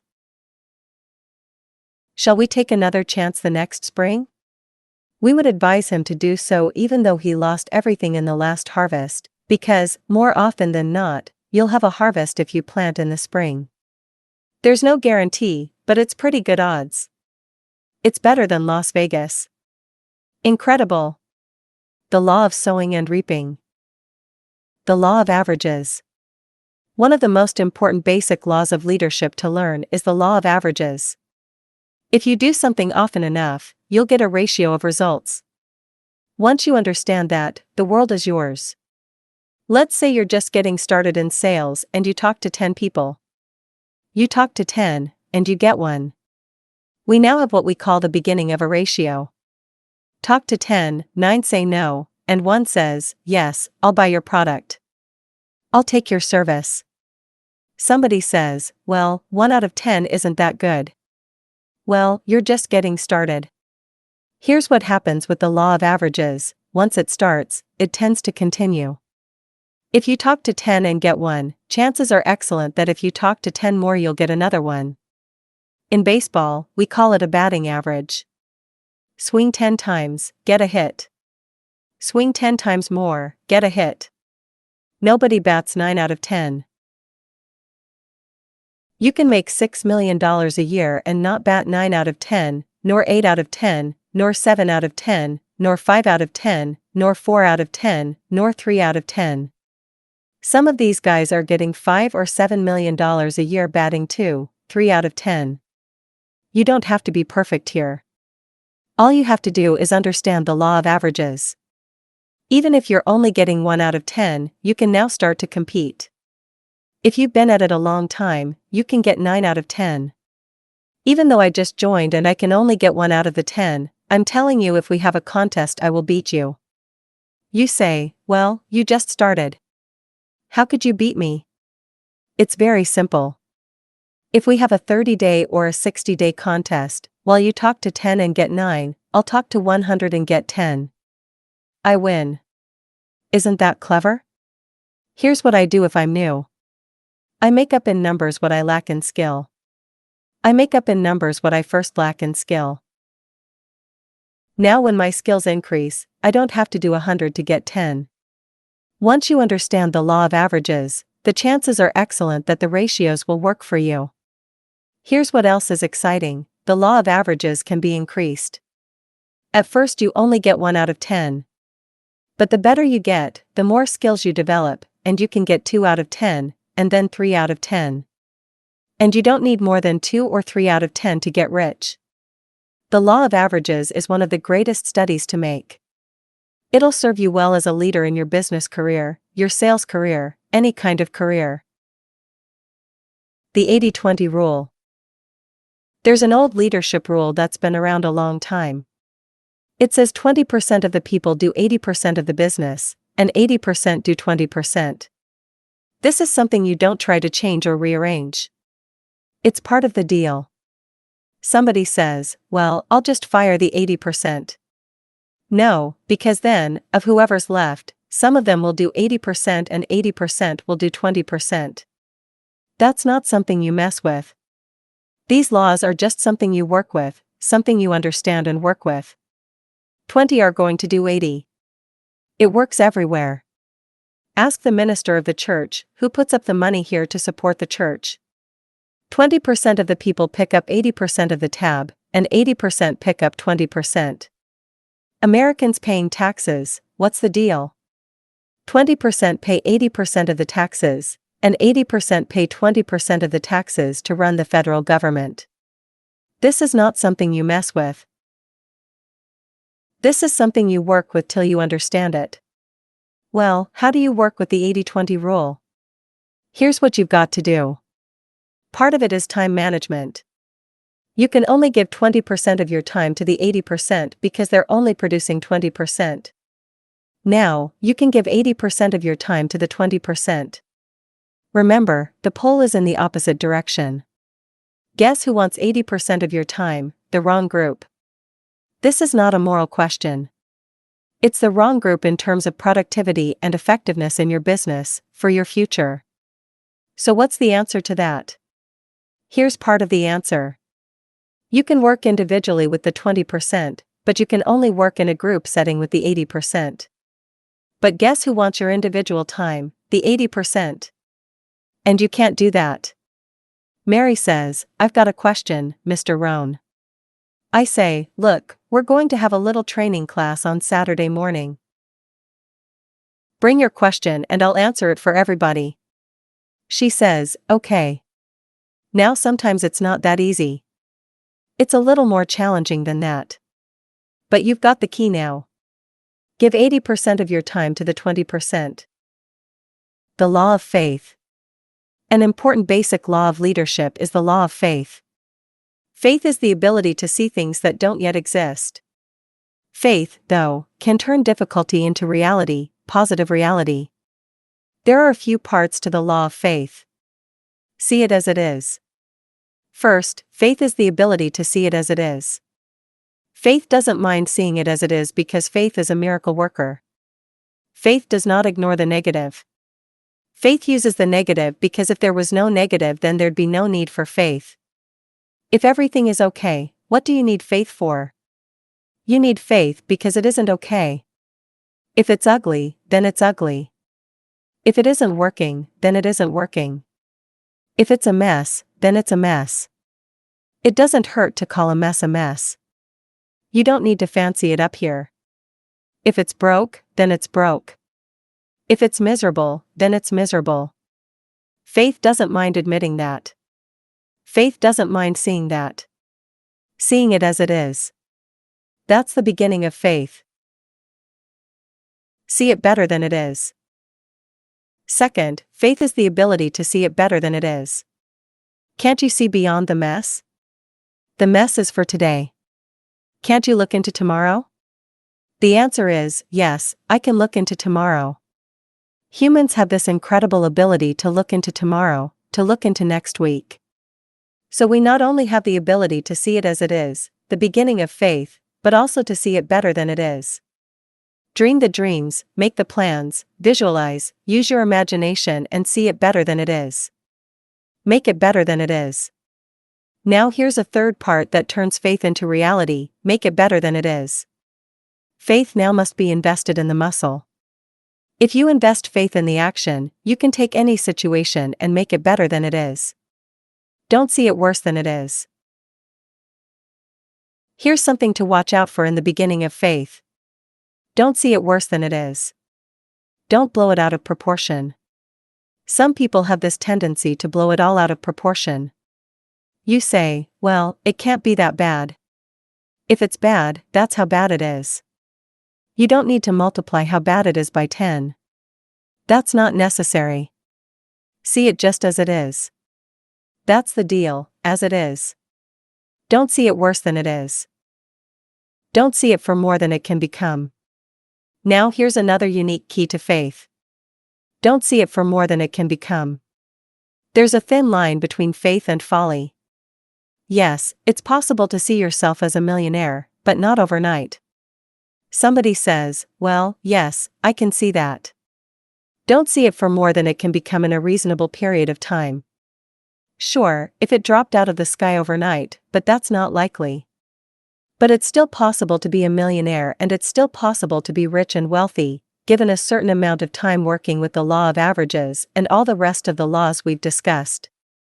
Don't see it for more than it can become so that you move into folly instead of faith. Plenty is possible without being foolish in your faith exercise. It might be worse than you first see it. Keep in mind that it might be worse than you first see it. Sometimes you just look at the surface. You'd better look underneath. You'd better take a deeper look so that you can really see it as bad as it is. Not to overblow it now, but to make sure you see it as bad as it really is. It might be far more in the future. Don't forget to give yourself a chance to see that it could be far more in the future than what you can first see. Take the first step of what you can see, but give yourself the chance to see it for more than what you first see. On a foggy night, if all you can see is 100 feet, then walk that first 100 feet. Now you can see another 100 feet. You can't see 200 feet, but if you can see 100 feet, you walk the first 100 feet, then you can see another 100 feet. So take the early steps of faith. Whatever you can see is possible to become, start believing that, have faith in that. I'm telling you, as that starts to take hold, you'll be able to see it for more and for more and for more, and the possibilities will start to increase in your own imagination. Work with the people who deserve it. Life operates by deserve. So, in leading people, learn to work with the people who deserve it, not the people who need it.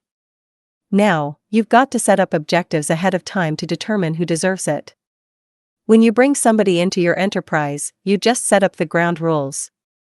Make sure all the guidelines are clear when you set them up. Monitor results, accomplishments, then you know who deserves it. Don't respond to need. Respond to who deserves. Now, remember the 80-20 rule, the pole is in the opposite direction. Guess who wants your help? Usually the wrong people. It's usually the people who need it, not the people who deserve it. But in an enterprise, you must learn to respond to the people who deserve, not the people who need. There are plenty of other places for your benevolence. But in your enterprise, you must respond to the people who deserve. Teach people how to deserve it. Teaching people and moving them from need to deserve starts to accelerate their self-esteem. You can't believe what a high the beginning of new self-esteem is. If a person hasn't had it for years and years, and they've been beaten down by their own philosophy, and they've been beaten down by everybody else, if you start them on the early steps of learning to deserve, then that starts this process of self-esteem. Let people step by step into self-esteem. And self-esteem leads to action, action leads to progress, and progress leads to fortune. So work with the people who deserve it. And teach people how to deserve your time, how to deserve your help. Let people grow and develop. Now, don't expect the pear tree to bear apples. I mean, let people do whatever they can do. And let them change their mind. Let them grow and develop. Here's what I've found: you cannot change people, but they can change themselves. The best you can do is to inspire, teach, pray, and hope. That's the best you can do. You can't get in there and change them, but you can do your best to deliver the message that can create change if someone will accept it. If someone will do something about it, then take the early baby steps to get them started. Be happy with the smallest progress, give some rewards and a pat on the back and a big smile and say, "Mary, it's going to work for you. You've taken these 2 steps. I'm telling you, if you can take 2 steps, you can take 102. Wow. Know that there is both good and evil. All leaders must teach the fact that there is both good and evil.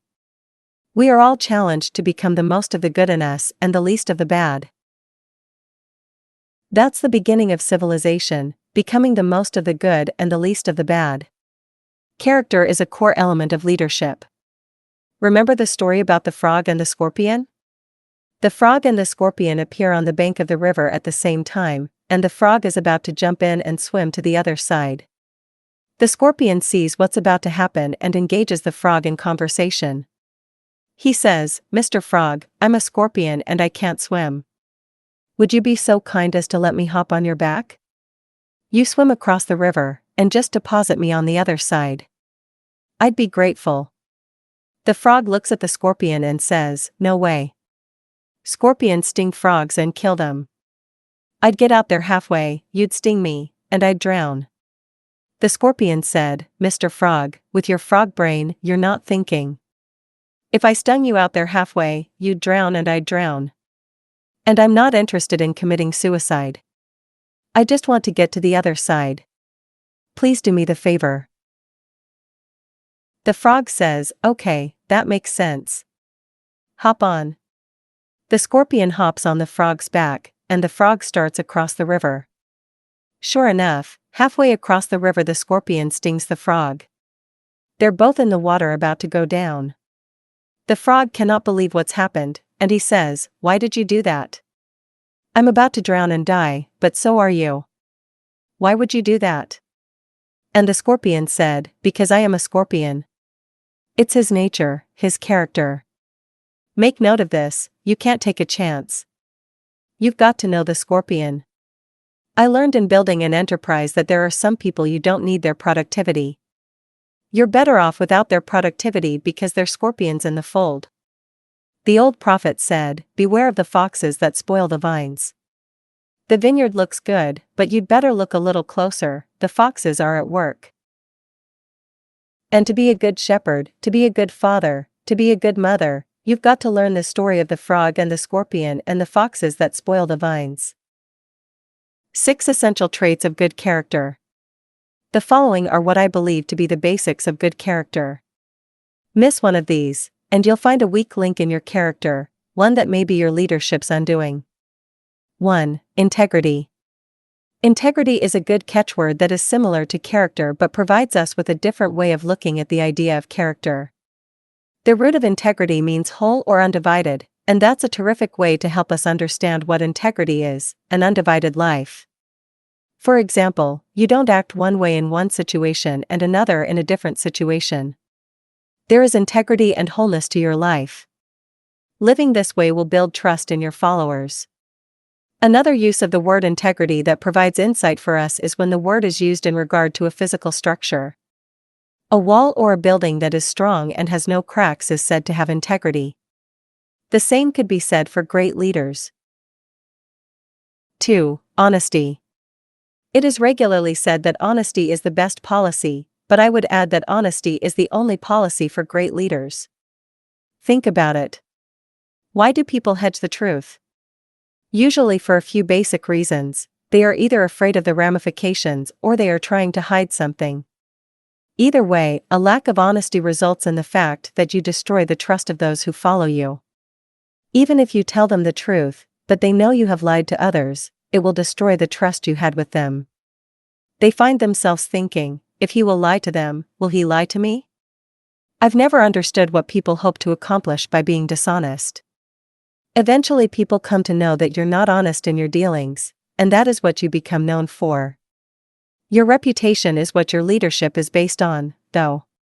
When we're honest and live transparently before our followers, they're able to see us for who we are and make solid decisions to follow. 3. Loyalty. People of good character are loyal people. They have a stick-to-it attitude when it comes to others. Anybody who knows human nature knows that people fail.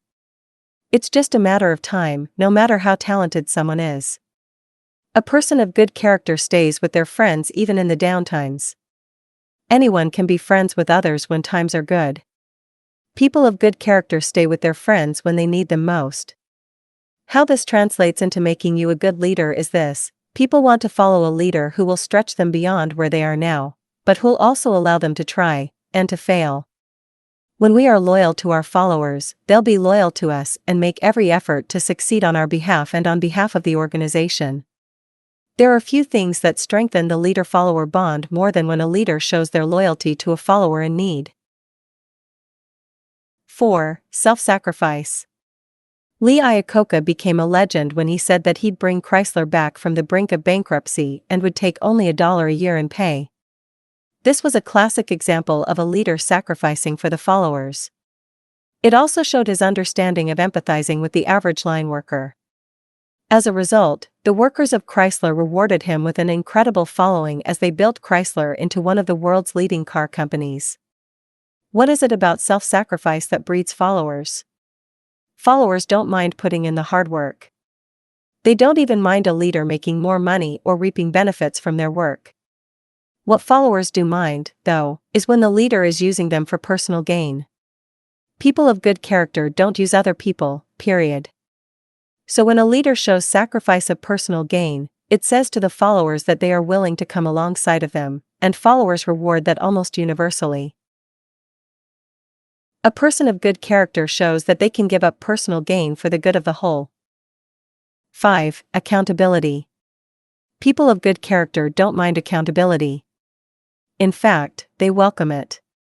This is the act of allowing others to have a say in your life, to speak to you straight about your life and conduct. The brutal truth is that we have blind spots and need other people to be in close to us so we can advance down the road of success. The need for accountability doesn't prove lack of character. Rather, it proves the presence of character. G.K. Chesterton said, "Original sin is the only philosophy empirically validated by 3,500 years of human history." The person of good character knows this and invites others to speak into their life. Followers grow tired of leaders who will have nothing to do with accountability. They don't mind leaders who make mistakes, but they do mind leaders who don't take responsibility for their mistakes by being accountable. When we allow ourselves to be held accountable, our followers know that we are serious about keeping our own house in order, and thus will do a good job in leading the rest of the organization. 6. Self-control. The ability to make decisions, good decisions, about what we will and will not do with our actions is at the core of what we become in regard to our character. There will be plenty of options to participate in things that are not moral. Everybody has temptations, but a person of good character knows to exercise self-control, literal control over their choices. When people don't exercise self-control, they sabotage their ability to lead. People lose respect for them and will follow less, if at all. Self-control is the ability to choose to do the things we should, and to refrain from doing the things we shouldn't. When we exhibit self-control, we again build trust in our followers. They respect us and want to follow us. Strengthen your character. We are all born with clean slates. As we grow, there are many influences that shape our character. Our parents, teachers, friends, and choices all mold that inner character. The good news is, no matter where you are right now, you can decide that your character will grow stronger. You can choose to be around those people who will challenge you to become better. You can choose to put positive materials into your mind and heart. You can begin making choices that reflect a change in lifestyle, and thus, in character. No one is stuck. You can change, if you want to. Skill development. As we talked about at the very beginning, leadership is the challenge to be something more than average. That requires developing our skills. Skill development is important in and of itself, if for no other reason than the fact that as humans, we were designed to grow. Skill development is important because 1. It brings us fulfillment. As we grow in our skills, we develop a deep sense of personal satisfaction knowing we've learned something new, and that not only did we learn it, but we also applied it successfully. 2. It will advance our career. As much as many modern-day people would like to believe that there shouldn't be competition, there always will be. And, believe it or not, the winner is usually the person who has honed their skills. Be it on the field or in the boardroom, the winner is usually the person with the higher level of skills. 3. It will help you help others, and this is what life is all about, isn't it? One of the things a skilled leader can do is to help people see themselves better than they are. And I think that goes hand in hand with what Zig Ziglar says, you can get everything you want out of life if you help others get what they want out of life. When you develop skills, you're able to help others, and that helps you in the long run. The skills great leaders must master. To close, let's go over the 6 skills that all great leaders must master. 1. The ability to be inspirational. A leader needs to be able to inspire others. Yes, we need to hit the mind with our message, but we also need to stir the heart and its passions. The leader who is only rational will have bored followers who aren't inspired to go anywhere. The leader who is only emotional will have excited followers who don't know where to go. It takes both. Develop your ability to inspire your followers and make them excited to be with you and the organization. Help them see the big picture that shows they are making a difference. 2. Good communication, especially vision. Great leaders are those who can take the vision they have and communicate it in ways that their followers can easily understand, internalize, and own. Many leaders have great vision but fail to lead their organizations anywhere. Vision that is only kept in your mind is not vision, but a dream.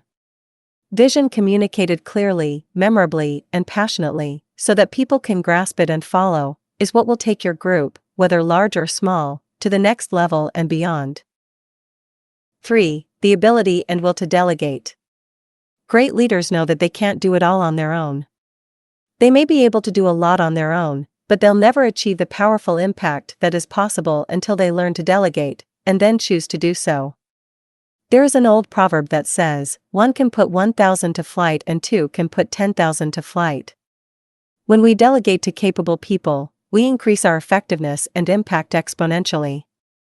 Unfortunately, too many leaders don't attain greatness because they refuse to let anyone else do anything. Learn to delegate to the right people, and you'll be moving in the right direction. 4. The ability to teach important principles. When you look at great leaders in history, you see men and women who are able to teach. Christ, the greatest leader in history, his organization thrives in every country 2,000 years after his death, primarily led people by teaching them with stories. He knew that he would have to transfer concepts to his followers that they could remember and apply. In fact, they called him teacher. A good example of a modern-day business leader who used teaching is Jack Welch, former CEO of General Electric. When Welch began leading GE, it had a market cap of $4 billion. Before he retired, it had reached as high as $400 billion. Now, that is a return. And what was at the core of his leadership? Teaching.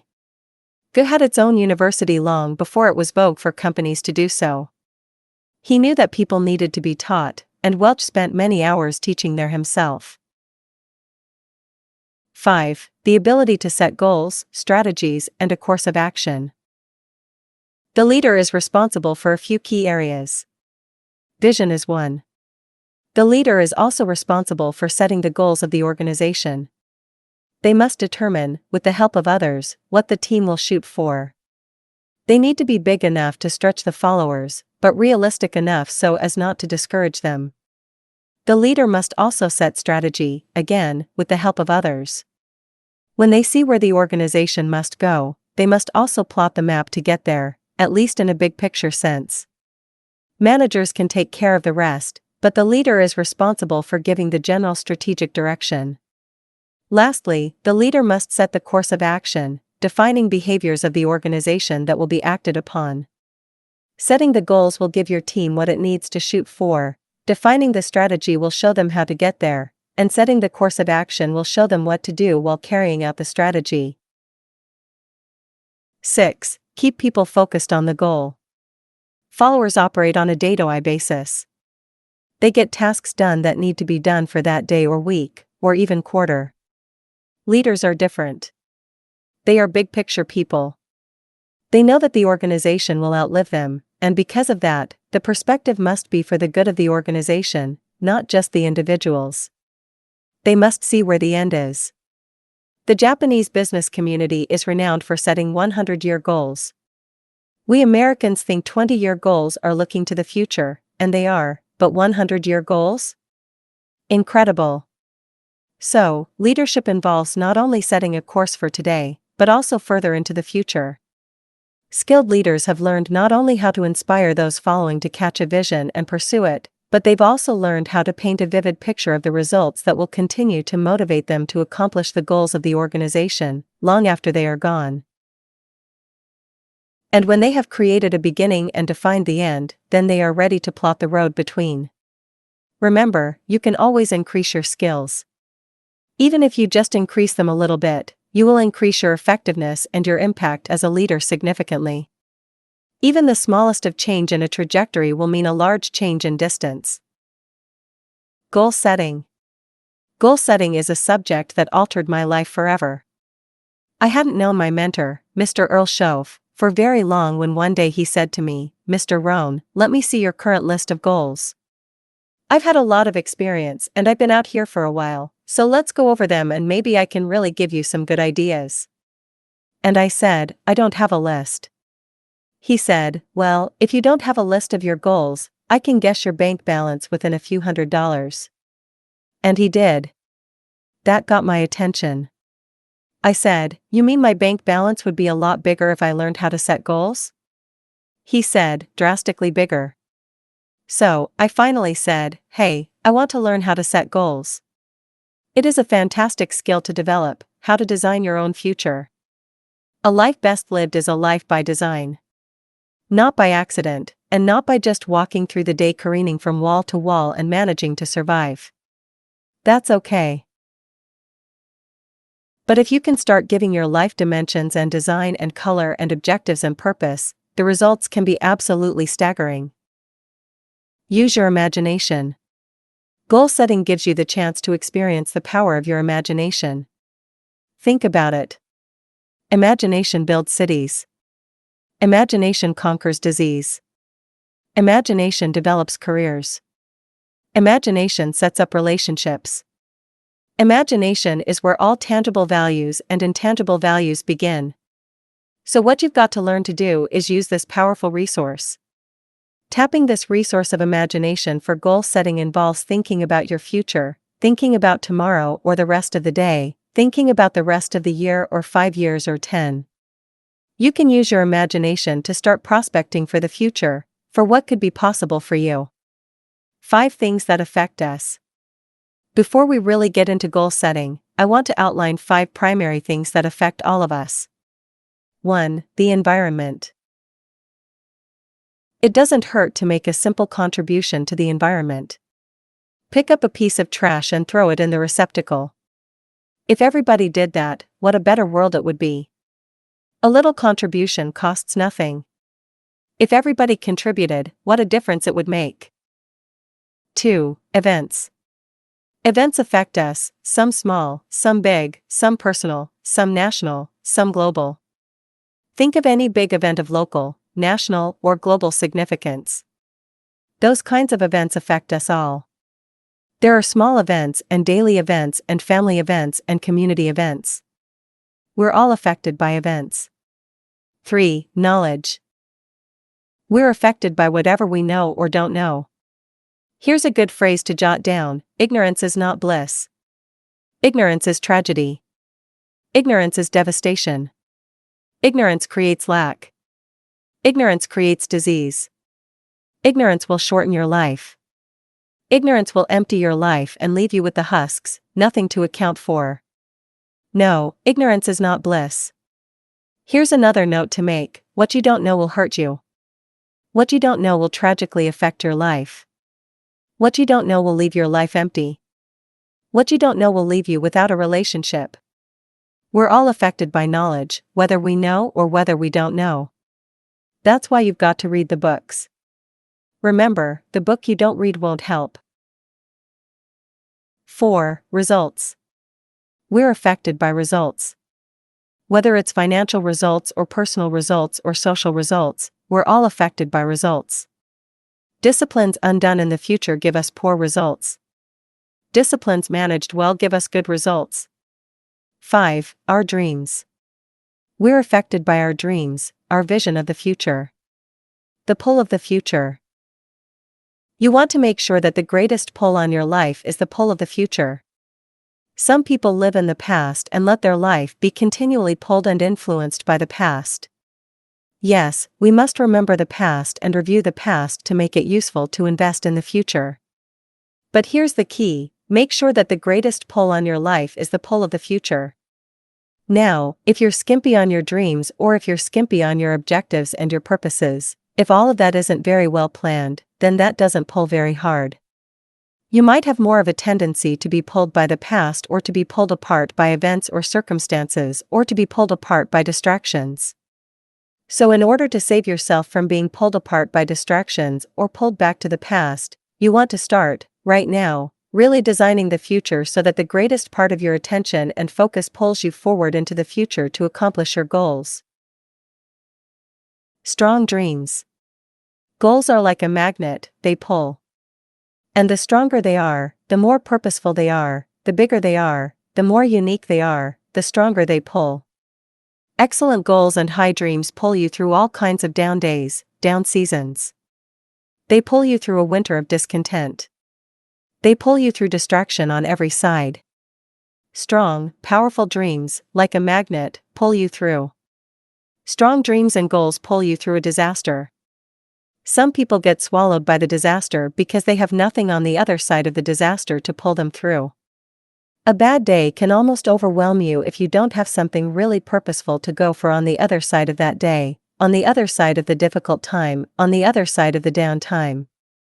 If you've got plenty out there to attract and pull, it'll pull you through all these things and very little of it will attach itself to you. You'll be able to get through some of the most difficult times if you have this spectacular vision ahead of you of where you're going and what you're going to accomplish. Getting through will be easier. Learning to set goals. Once I learned to set goals, it transformed my life forever. It's an incredible experience. When I travel around the world and sit on an airplane, I say I dreamed about this one day. I used to go to the airport and watch the planes fly away, and I said, one of these days I'll be on one of those planes. I dreamed about it. I dreamed about the other side of the world. I'd never been to Italy, but I dreamed about it. I'd never been to Israel, but I dreamed about it. I'd never been to South Africa, but I dreamed about it. I'd never been to Australia, but I dreamed about it. And sure enough, step by step, and country by country, and flight by flight, I started checking them off my list. It was the most exhilarating feeling.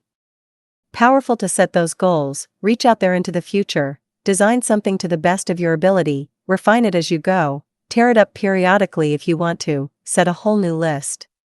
It's your life. It's your future. 3 components of powerful goals. I've often said that the major reason for setting a goal is for what it makes you do to accomplish it. This will always be a far greater value than what you get.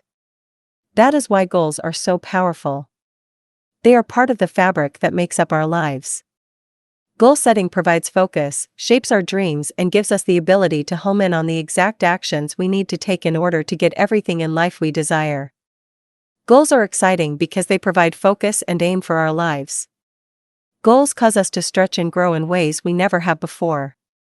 In order to reach our goals, we must become better. We must change and grow. Powerful goals have 3 components. They must be inspiring. They must be believable. They must be goals you can act on. When your goals inspire you, when you believe and act on them, you will accomplish them. Long-term vision. Goals also provide long-term vision in our lives. We all need lots of powerful, long-range goals to help us get past short-term obstacles. Life is designed in such a way that we look long-term and live short-term. We dream for the future and live in the present. Unfortunately, the present can produce many hard obstacles. Fortunately, the more powerful our goals, because they are inspiring and believable, the more we will be able to act on them in the short term and guarantee that they will actually come to pass. Key aspects of goal setting. So, let's take a closer look at the topic of goal setting and see how we can make it forceful yet practical. What key aspects should we learn and remember when studying and writing our goals? I believe there are 4 main areas of emphasis. 1. Evaluation and reflection. The only way we can reasonably decide what we want in the future and how we will get there is to first know where we are right now and what our level of satisfaction is for where we are in life. With our focus on goal setting, the first order of business is for each of us to set aside some serious time for evaluation and reflection. 2. Dreams and goals. What are your dreams and goals? Not related to the past or what you think you can get, but what you want. Have you ever really sat down, thought through your life values and decided what you really want? This isn't what someone else says you should have or what culture tells us successful people do or have. These are the dreams and goals born out of your own heart and mind, goals unique to you and that come from who you were created to be and gifted to become. 3. SMART goals. SMART means specific, measurable, attainable, realistic, and time-sensitive. Specific, don't be vague. Exactly what do you want? Measurable, quantify your goal. How will you know if you've achieved it or not? Attainable, be honest with yourself about what you can reasonably accomplish at this point in your life while taking into consideration your current responsibilities. Realistic, it's got to be doable, real, and practical. Time, associate a time frame with each goal. When should you complete the goal? 4. Accountability. Think of the word accountable. It means to give an account. When someone knows what your goals are, they help hold you accountable. Whether it is someone else trying to reach the same goal with you or just someone you can give the basic idea to, having a person who can hold you accountable, an accountability partner, will give you another added boost to accomplishing your goals. So, evaluate and reflect. Decide what you want. Be smart. Have accountability. When you put these 4 key pieces together, you put yourself in a position of power to catapult toward achieving your goals and the kind of life you desire. Evaluation and reflection. The basis for knowing where we want to go is knowing where we came from and where we are. It is also knowing how well we have done achieving things we have previously set our eyes on. This is the essence of evaluation and reflection. We need to understand how to look at what we have done and then use that as a platform for what we want to do next. The process of evaluation is relatively simple but can be varied a bit. The important point is having a process. Here is the basic process for evaluation and reflection. 1. Find a quiet place. Reflection is best done away from distraction. It gives your mind space to think. 2. Take a regular time. Whether it is once a week, every other week, once a month or quarter, be sure to set aside a regular time at regular intervals to evaluate and reflect. 3. Look back. Look at what you have accomplished and where you are. Be specific. Be truthful. Be ruthlessly honest. 4. Write it down. Keep a record. This gives you the chance at the next stage of evaluation to see exactly where you were last time and keeps it as objective as possible. 5. Look forward. Set your next goal. Stretch yourself according to what works for you. That is the basic process of evaluation and reflection. If you have not done this before, then this will get you going. Be sure to follow the general idea and set aside time for your evaluation and reflection. Why evaluate? Now, the purpose of evaluation is twofold. First, it gives you an objective way to look at your accomplishments and your pursuit of the vision you have for your life. Second, it shows you where you are so you can determine where you need to go. In other words, it gives you a baseline from which to work. We have all heard the quote, "The unexamined life is not worth living." To evaluate and reflect brings us face to face with who we are and what we have become. More important, it allows us the time to dream and create a vision for what we want to become. Only when we take time out of our busy schedules can we get into the state of mind and quietness of heart we need in order to find that inner place where we see what we are and what we can become. Those who never take time to evaluate and reflect will blow to and fro through this life, living by the forces of culture, circumstances, societal pressures and, unfortunately, personal weaknesses. In contrast, those who take the time to evaluate will find they are like an oak tree in a storm. They have a firm foundation, they know where they are going, they know how to get there, and, ultimately, they will get there no matter what comes their way. I strongly encourage you to take a couple of hours this week to evaluate and reflect. See where you are and note it in your journal so that as the months progress and you continue a regular time of evaluation and reflection, you'll see just how much ground you have gained, and that will be exciting. Establishing dreams and goals. One of the amazing things we have been given as humans is the unquenchable desire to have dreams of a better life. Even better, we also have the ability to establish goals to live out those dreams. Think of it, we can look deep within our hearts and dream of a better situation for ourselves and our families, of a secure financial future and healthy emotional or physical states, and certainly of deeper spiritual lives. But what makes this even more powerful is that we have also been given the ability to take action and pursue those dreams. Not only can we pursue them, but we possess the cognitive ability to actually lay out a plan and strategies, to set goals, to achieve those dreams. Powerful. What are your dreams and goals? Now let me clarify something here about your dreams and goals. This isn't about what you already have or what you have done. This is about what you want. Have you ever taken the time to truly reflect, to listen quietly to your heart, to see what dreams live within you? Your dreams are there, everyone has them. They may live right on the surface or be buried deep from years of others telling you they were foolish, but they are there. Back when I met Mr. Schoaf, he put me to work by asking the hard questions that got me excited about my dreams, and he helped me translate that excitement into strategic action to pursue all that I wanted. Now I'm going to walk you through the same disciplines that will help unleash the power of the dreams inside each of you. Listen to yourself. So how do we know what our dreams are? This is an interesting process and relates primarily to the art of listening. This is not listening to others, it is listening to yourself. If we listen to others, we hear their plans and dreams, and, at times, others will try to put their plans and dreams on us. If we listen to others, we can never be fulfilled. We will only chase elusive dreams that are not rooted deep within us.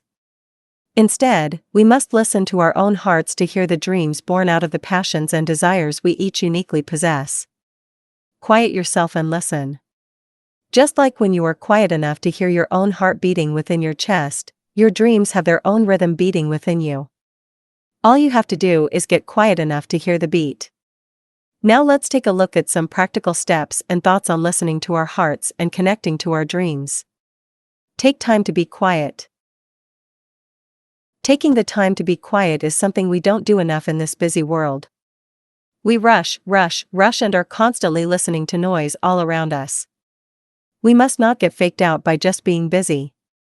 Instead, we must constantly ask ourselves the question, busy doing what?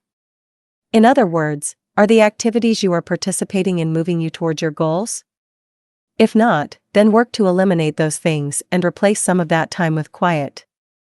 The human heart was meant to have times of quiet reflection, allowing us to peer deep within ourselves. It is when we do this that our hearts are set free to soar and take flight on the wings of our own dreams. Schedule some quiet dream time this week. No other people. No cell phone. No computer. Just you, a pad, a pen, and your thoughts. Think about what really thrills you. When you are quiet, think about those things that really get your blood moving. What would you love to do, either for fun or for a living? What would you love to accomplish? What would you try if you were guaranteed to succeed? What big thoughts move your heart into a state of excitement and joy? When you answer these questions, you'll feel terrific because you're in the dream zone. It is only when we get to this point that we can truly realize and begin to experience what our dreams are. Make a list and prioritize. Write down all of your dreams as you have them. Don't think of any as too outlandish or foolish, remember, you're dreaming. Let your thoughts and pen fly as you take careful record. Now look at your list and prioritize those dreams. Which are most important? Which are most feasible? Which would you love to do the most? Put them in the order you will actually try to attain them. Remember, we are always moving toward action, not just dreaming. Why am I asking you to take part in this exercise? It's because life is too short not to pursue your dreams. At the end of your life, all you will be able to do is look backward. You can reflect with joy or regret. And we all know that joy from discipline weighs ounces while regret weighs tons. Those who dream, who set goals and act on them, are those who live lives of joy and have a sense of peace when they near the end of their lives. They will have finished well and possess a sense of pride and accomplishment, not only for themselves but also for their families. That feeling is priceless. Remember, These are the dreams and goals born out of your heart and mind, goals unique to you, and they come from who you were created to be and gifted to become. Your specific goals are what you want to achieve because they will make your life joyful and bring fulfillment for both you and your family. Set SMART goals. I really like the acronym SMART: specific, measurable, attainable, realistic, and time-sensitive, one of the key aspects of goal setting I mentioned earlier, because we want to be smart when we set our goals. We want to intelligently decide what our goals will be so that we can actually accomplish them. We want to set the goals that our heart conceives, that our mind believes, and that our bodies will carry out. Let's take an even closer look at each of the components of SMART goals. Specific. Goals are no place to waffle. They are no place to be vague. Ambiguous goals produce ambiguous results. Incomplete goals produce incomplete futures. When we are specific, we harness the power of our dreams and set forces into action that empower us to achieve our goals. We then know exactly what it is we are shooting for, there is no question. As we establish our priorities and manage our time, we do it for a specific goal, to achieve the results we expect. There is no wondering or guessing. The future is locked into our minds, and we see it, specifically, and that is powerful. Never underestimate just how important it is to have very specific, concrete goals. They act as magnets that draw you toward them. A SMART goal is specific. Measurable. Always set goals that are measurable, I would say specifically measurable, to take into account our principle of being specific as well. Our goals should be such that we know when we are advancing and by how much. Whether it is by hours, pounds, dollars, or some other scale, we should be able to see exactly how we are measuring up as we journey through life using our goals. Imagine if you didn't measure your goals. You would never know which way you were going, or even if you were going anywhere. A SMART goal is measurable. Attainable. One of the detrimental things many people do, and they do it with good intentions, is to set goals that are unattainable. While it's very important to set big goals that cause your heart to soar with excitement, it is also imperative to make sure they are attainable. So what does it mean to be attainable? An attainable goal is one that is both realistic and doable in a shorter period of time than what you have to work with. Now, when I say attainable, I don't mean easy. Our goals should be set so that they are just out of our reach, so that they challenge us to grow as we reach forward to achieve them. A SMART goal is attainable. Realistic. The root word of realistic is real. A goal has to be something that we can reasonably make real or a reality in our lives. There are some goals that are simply not realistic. You have to be able to say, even if it is a tremendously stretched goal, that it is entirely realistic, that you could make it. You may have to say that it will take X, Y, and Z to do it, but if those happen, then it can be done. I'm in no way saying you shouldn't have a big goal, but that goal must be realistic. This is, to a great degree, up to the individual. For one person, a goal may be realistic, but for another, unrealistic. I would encourage you to be very honest with yourself as you do your planning and evaluation. It might be good to get a friend to help you, as long as that friend is by nature an optimist and not a pessimist. This can go a long way toward helping you know what is realistic. Knowing that perhaps you could use a bit of help differentiating between attainable and realistic, here is an example. Let's say you are overweight and need to lose 150 pounds to get to your ideal weight. Is that goal attainable? Yes, if you also make it realistic. For example, it isn't realistic to think you can do it in 5 months. 18 to 24 months would be more realistic, with hard work. Thus, losing 150 pounds in 2 years is both attainable and realistic, while losing 150 pounds in 5 months is neither attainable nor realistic. A SMART goal is realistic. Time. Every goal should have a time frame attached to it. Life is much more productive for us as humans because there is a time frame connected to it. Could you imagine how much more procrastination would happen if people never died? We'd just never get around to it. We could always put it off.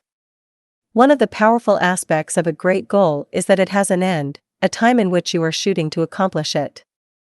You start working because you know there is an end, and as time goes by, you work because you don't want to get behind.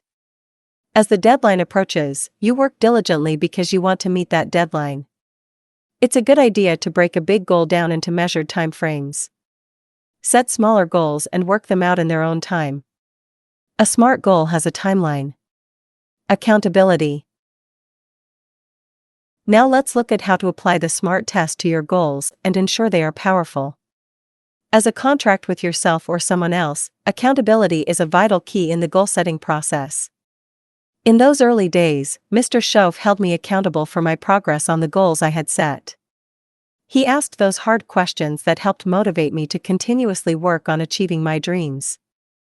Accountability puts some teeth into the process. If a goal is set and only one person knows it, does it really have any power? Many times it doesn't. At the very least, it isn't as powerful as if you had one or more people who will hold you accountable to your goal. Accountable means to give an account of your actions to yourself or another person. Accountability is a very broad word, yet accountability is essentially follow-up. When someone knows what your goals are, they follow up and hold you accountable by asking you to give an account of where you are in the process. Human nature is such that when we know someone else is going to ask us about it, we are much more motivated to get it done, if for no other reason than we don't want to look lazy and uncommitted to those we are accountable to.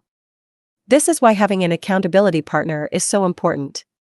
In the basic sense, there are two kinds of accountability, internal and external. Internal accountability. Internal accountability is essentially the level of integrity you maintain not only throughout the evaluation process but also in life. It means that when you look at yourself, you judge yourself with honesty. This is where you hold yourself accountable to doing what you said you would do.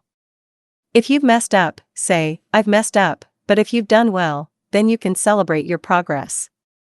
Let the internal accountability prod you and spur you on to greater action in pursuit of your achievements. So, first and foremost, it is our responsibility to hold ourselves accountable. We answer to ourselves. We take charge of ourselves. How do we do that? Here are a few ideas. 1. Write down your goals so they become objective. You can't go back and say, "That wasn't really my goal." 2. Be ruthlessly honest with yourself when you assess whether or not you have met the goal. Of course, if you were specific in setting your SMART goals, you won't have much wiggle room here anyway. 3. If you fall short of your goal, or if you are falling short while on the way, knuckle down and hold yourself accountable to do what it takes to make up the ground so that you can hit that goal. 4. Set a time frame in which you will evaluate your progress and hold yourself accountable. External accountability. The second aspect of accountability is that it is external. Find someone else or a group of others to hold you accountable. When we commit to giving an account to someone else for our actions and goals, we take it to the next level. Now let me say that the external part of accountability will not work without the internal aspect. If you are not honest with yourself, then you will probably not be honest with others. Asking someone to hold you accountable and then knowing you won't be completely honest with them will never work. Having an accountability partner or an outside source of accountability is a powerful force if done right. Here are a few things to keep in mind as you set up an accountability partner. 1. Choose someone who cares about you but can be tough and honest with you. They need to care about you, and you have to know and feel that care, because you become vulnerable by making yourself accountable to them. They need to be tough and honest, though, because you don't want to have them shy away from telling you to get on the ball when you're slacking, getting behind or not doing the job. I think the expression tough love would fit appropriately here. In essence, they love us enough to be honest with us about our progress. 2. Tell them specifically what your goals are. 3. Commit to being honest with them. 4. Give them permission to speak words of encouragement, as well as words of challenge when the situation calls for it. 5. Agree on a reasonable time frame in which you will allow them to evaluate your progress and hold you accountable. 6. Follow up on their words when they challenge you or call you to action. Accountability can be a tremendous thing. There is an old proverb that says 1 can put 1,000 to flight, but 2 can put 10,000 to flight. When we have someone holding us accountable, we bring others onto our team who will make us stronger, who will make us soar higher, and who will cause our lives to be much richer because of their involvement. Take a moment and really consider who you will make yourself accountable to in the pursuit of your goals. Now, go back through the words above and begin to work this process out in your own life. You will be extraordinarily glad you did. The challenge. Let your goals challenge you to become a unique person of incredible dimensions, not necessarily in anyone else's eyes, but in your own eyes. It doesn't matter whether someone thinks I'm short or tall, but it matters if I stand tall in my own eyes, because I know my disciplines, I know what I'm doing, I know whether I'm doing it or not doing it. It doesn't have to be published in some local paper, as long as I know that I'm paying the price and that I deserve the applause and I deserve the prize. That's what's exciting.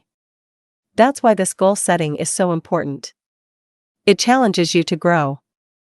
It challenges you to become more than you are, to move up to the next level. And that's key.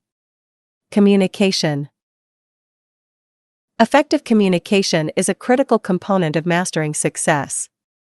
By mastering the art of communication, you'll increase every level of performance in your life. I've often said that if you just communicate, you can get by. But if you communicate skillfully, you can work miracles, miracles in your family relationships, your business relationships, and your friendships. Take advantage of every opportunity to practice your communication skills so that when important occasions arise, you will have the gift, the style, the sharpness, the clarity, and the emotions to affect other people. What a unique opportunity to touch others with something small but powerful, our words. Now, before we get to the fundamentals of effective communication, there's some groundwork to be laid. You see, preparation is the key to good communication. You've got to make deliberate, consistent effort to keep putting into your head, and putting into your heart and soul, valuable information from your life experiences. You can't speak that which you don't know. You can't relate what you don't have. You can't give out what hasn't come in. So the first key to good communication is a consistent way to gather information, knowledge, experience, and then remember it, store it, and have it available so that you can use it. And preparation is the key. Prepare to communicate. Now to prepare for good communication, I've got 4 words for you. Here they are. 1. Interest. Sharpen your curiosity and your interest in life and people. Those are the big subjects, life and people. What about life? The questions you might have about life and the mysteries of life. What about people and human behavior? People ask me, Mr. Rohn, when you go to Russia, are the people there the same as they are in America? And the answer is yes. Everywhere I go around the world, from South Africa to Northern Ireland, people are the same. What they want is the same. They would like to be employed. They'd like to have something to do. They'd like to have a way to earn their way. They'd like to make a good living. They'd like to supply incredible values for their family, and plan for the future, not only for the next generation but the next generation after. They'd like to make a contribution to the community and to their country. They'd like to be valuable in more than one respect. They'd like to be good parents. They'd like to leave a legacy. The list is the same whether you go to Siberia or to Australia. It doesn't make any difference. We all have those kinds of ambitions. In some countries, of course, the opportunity to do so is a lot better than in other countries that are struggling with just survival, let alone succeeding. You should sharpen your interest and keep a journal of your impressions when you visit another city or when you visit another region. I go to Australia and if it's raining they say, bring your browlie. That means umbrella. They've got all these unique words. So when you go to Australia, when you go to other countries, you pick up on this because it's interesting. It's interesting conversation, and if you know a little about this, it's fascinating. The key is to just sharpen your interest in life and people, and region and country, and nation and ceremonies, and style and expressions, and all that. You just pick up all of that flavor and the style and the language and the idiosyncrasies of wherever you go. You pick all that up as preparation so that your conversation will be more interesting to someone else. And you can flavor it with the color of your experiences of where you've been and what you've seen and what you've heard. 2. Fascination. Go from interested to fascinated. Interested people want to know, does it work? Fascinated people want to know, how does it work? What goes on below the surface? I can see that it works, but what makes it work? Kids have this extraordinary ability to ask these questions. They can ask 100 an hour. It's amazing. It's because they want to know. Their minds are just singing all the time. Questions about what's happening and what's going on and how does it work and why is it this way and how come it works like this. That's so valuable in preparing to store in your mental bank and your bank of experiences more and more information, more and more experiences, colored and flavored by your own emotional content so that when you get ready to speak, you have something valuable to say. Day by day, let life fascinate you. Let life interest you. Substitute fascination in place of frustration.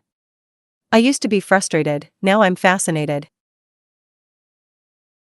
It's a little trick you just have to play, but I've gotten pretty good at it.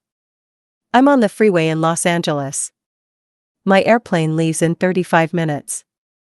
The traffic's moving not 1 inch. I'm now fascinated. I'm telling you now, it doesn't work every time.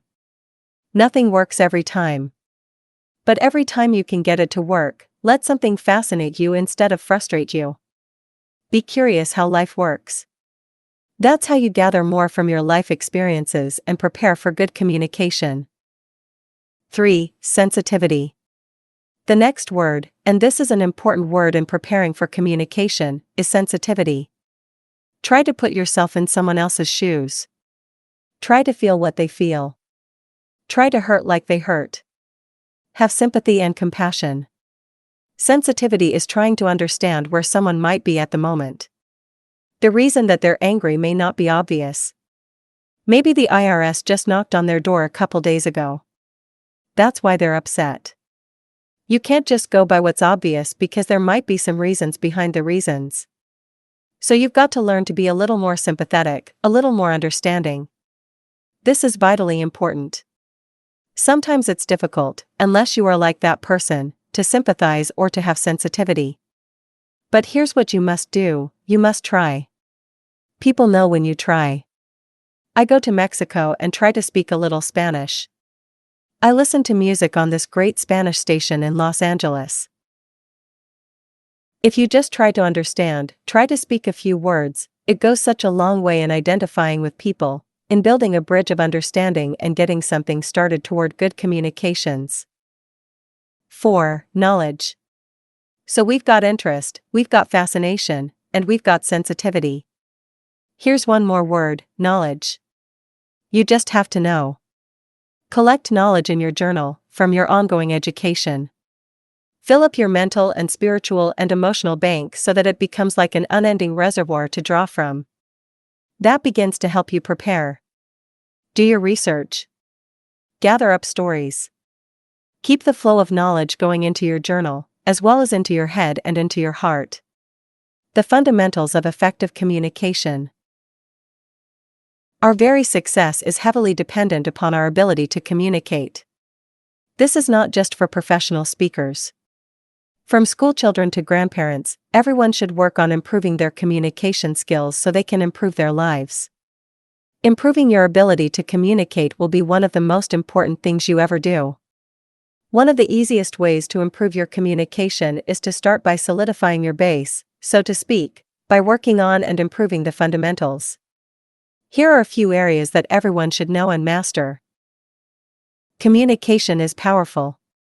There is a proverb in the Bible that says, "The tongue has the power of life and death." This is true. What a person says can build people up or tear them down. The ability to communicate is a powerful responsibility. Whole nations have been inspired to action because of a single individual's passionate words. On the other hand, countless millions of children have been deeply hurt because of the derogatory words spoken to them by their parents. You have within you the incredible power of communication.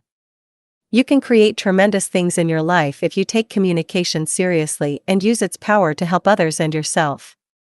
Combining this knowledge with a heart set on doing good is the first step in unleashing this incredible force. Communication must be purposeful. In order to be effective, your communication should be on purpose. Yes, occasionally you may say something off the top of your head and that can hold weight with others, but this is the exception and not the rule. In order to become an effective communicator, you should be very purposeful about your communication. Know what you want to communicate, when you want to communicate, and how you want to communicate. Decide what kind of communication will enhance your life and the lives of those around you, and plan your steps for communicating in that way. And then work your plan, know what it is you want to accomplish and how you must communicate in order to do so. What you say must match what you do. Remember, people watch what you do, not just what you say. What you do always outweighs what you say. If you say one thing and do another, people will follow what you do. If you say something and back it up with your actions, you will provide the proof for people who are listening to you, and they will much more willingly follow your lead. Improve your speaking and writing. When it comes to communication, these are the big two that everyone can improve upon: speaking and writing. For every one step that you take to increase your ability to speak and write, you'll improve your career position 2 steps. Don't think that you have to become the best speaker or writer in the world, just set your sights on the next level above where you are now. Once you get there, continue to work to the next level. Here are a few tips for becoming a better speaker. Join Toastmasters, take a college course on public speaking, give a speech in front of a mirror, just speak. Wherever you can, here are a few tips for becoming a better writer. Keep a journal, join a writing club, have people who are more skilled than you help edit and critique your letters and emails, take a college course on writing. Write that book you've been thinking about. Becoming a better speaker and writer will be based on 3 things: doing it, getting feedback, and acting on that feedback. Learn to listen. Communication is not one direction, it goes both ways. To become an effective communicator, you must be a good listener. All of the following examples show the power of listening: the parent who listens for the feelings of his or her child, the salesperson who listens for what kind of product the client wants, the boss who listens to the concerns of his or her employees. Can you see how listening in those situations enables you to become a better communicator? Once you know what your audience wants, you will be able to better communicate to them. Show that you care. Talk with people, not to them. People don't want you to talk at them. They want to communicate. Think about it. The root word is commune, which means to live and share together. This is what we do when we communicate together: we share words and ideas. This means we must care about the people we are communicating with. We should be interested in their needs and desires. And when we know those, we can communicate more effectively with them. Focus on clarity. The most effective communication is clear communication. Many beginning speakers believe that they should be as verbose as possible, but that's not what makes them effective. The important principle is clarity. Do they, the people in your audience, understand your message? That is the question. If they don't, then you haven't communicated. Be as clear and as concise as you can. Never go any longer than it takes to make the communication as clear as it needs to be. And, above all, make sure your audience understands your message when you are finished. Communicate over and over again. In order to be effective, communication must be done over and over again. The parent or boss who yells, "How many times must I tell you?" is really just proving again that people need to hear a message many times before they internalize it. That is just the difficult nature of communication. Very rarely will you be able to communicate something just once and have someone or some group walk away with full understanding. It just doesn't happen that way. You need to do it often and in varied ways. This is what will make your communication most effective. Improve your vocabulary, pronunciation, and spelling. When people hear you or read what you have written, they look for class and style. This can often be noticed through your vocabulary, your pronunciation, and your spelling. If you want to be more effective, focus on improving in these areas. Our vocabulary directly affects the way we both view and interpret the world around us. If we have a small vocabulary, it limits our ability to define or communicate what we see, feel, and hear. The larger the vocabulary, the better our ability to relate. What size is your view, a peephole or a huge, clear window showing the great expanse of this amazing, wonderful world we live in? The basics of business communication. The goals of business relationships differ from the goals of personal relationships, although they do entail utilizing some of the same interpersonal skills. The goals of business relationships are the following. 1. Build positive working relationships that allow us to work together for profitable, win-win business dealings. 2. Enhance the value of work production. 3. Create win-win, mutually satisfying business opportunities. 4. Produce a profit while providing the marketplace with value through our goods and services. So, if the above are the goals of business relationships, then the goal of our business communication should support the overarching goal of the business relationship. Here are 4 qualifying questions that will help form guidelines necessary to accomplish this. 1. Does our business communication support positive working relationships? 2. Does our business communication support the value of the other party? 3. Does our business communication support win-win relationships? 4. Does our business communication support profit-making ventures and value to the marketplace? In our communication with people, our employees, vendors, clients, our constant goal should be to uphold those basic values in all aspects. It's easy to do this with a client who has just made a large purchase. It's far more difficult, but equally important, when we're working with someone challenging. The idea is to be so in tune with our goals that it affects how we communicate with those with whom we do business. 5 forms of business communication. Now I want to talk a bit about different kinds of communication and some tips to improving your skills. There are 5 basic forms of communication in business today. 1. In person, one-on-one. One-on-one meetings are very effective if done properly. The obvious downside is the limitation of time, especially if you have numerous people you need to meet with. Here are some ideas to make your one-on-one meetings more effective. Brief the person you are meeting with beforehand on the topic. This defines the basic expectations of the purpose of the meeting and maximizes the time you have. More will be accomplished, and it prevents the possibility of having to schedule a follow-up meeting. Be on time and end on time. This is paramount and communicates that you value the other person's time. Meet in an appropriate setting. Sometimes a coffee shop may be appropriate. Other times you will need to be in a meeting room. Take into account who the other person is, what you are hoping to accomplish, and how much time you have. Is the meeting place conducive to communication? Be sure your chosen location enhances, not detracts, so that the possibility of missed communication is greatly reduced or eliminated. Practice good communication skills. Listening skills, speaking clearly, etc., are vital skills you need to put into practice here. Sum up. At the end of the meeting, take a moment to sum up what you think you have heard and what you have attempted to communicate. Follow up. This can be done with an email, a note card, or phone call. Again, sum up what you spoke about and be sure to thank them for their time and the opportunity to meet with them.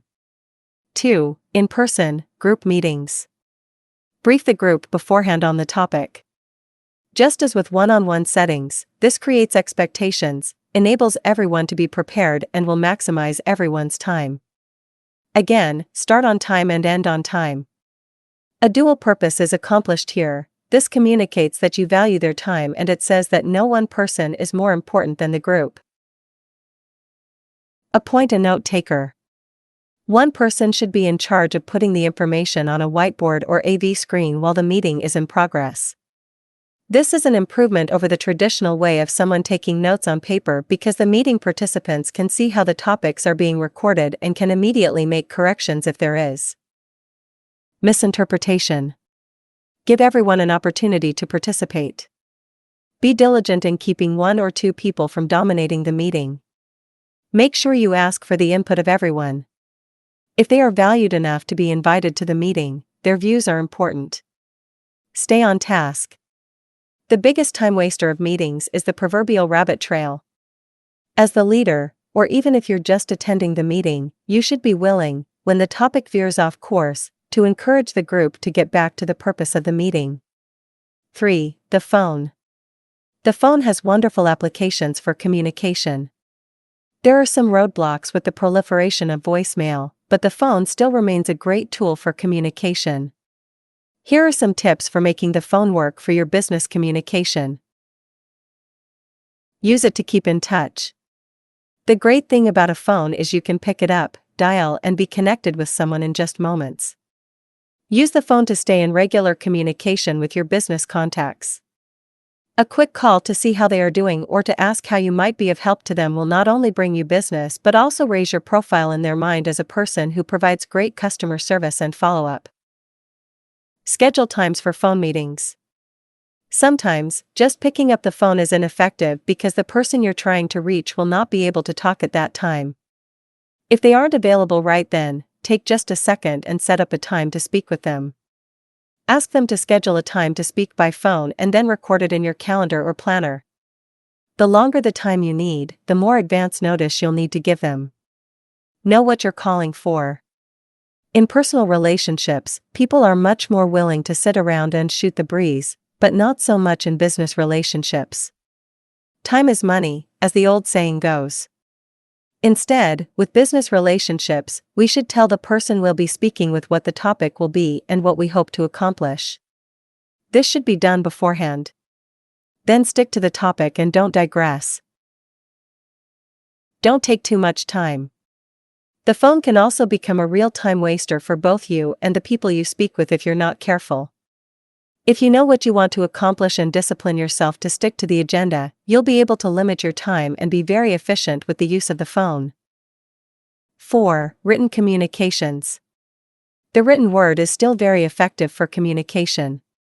It can be more powerful than the spoken word in some instances because it can be edited before being released. In addition, it can be referred to again. Some tips for written communications: keep it simple.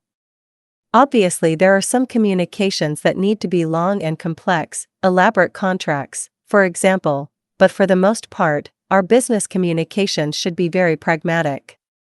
That is, they should simply get the job done. There's no need for trying to be too eloquent. Use various forms to keep interest alive.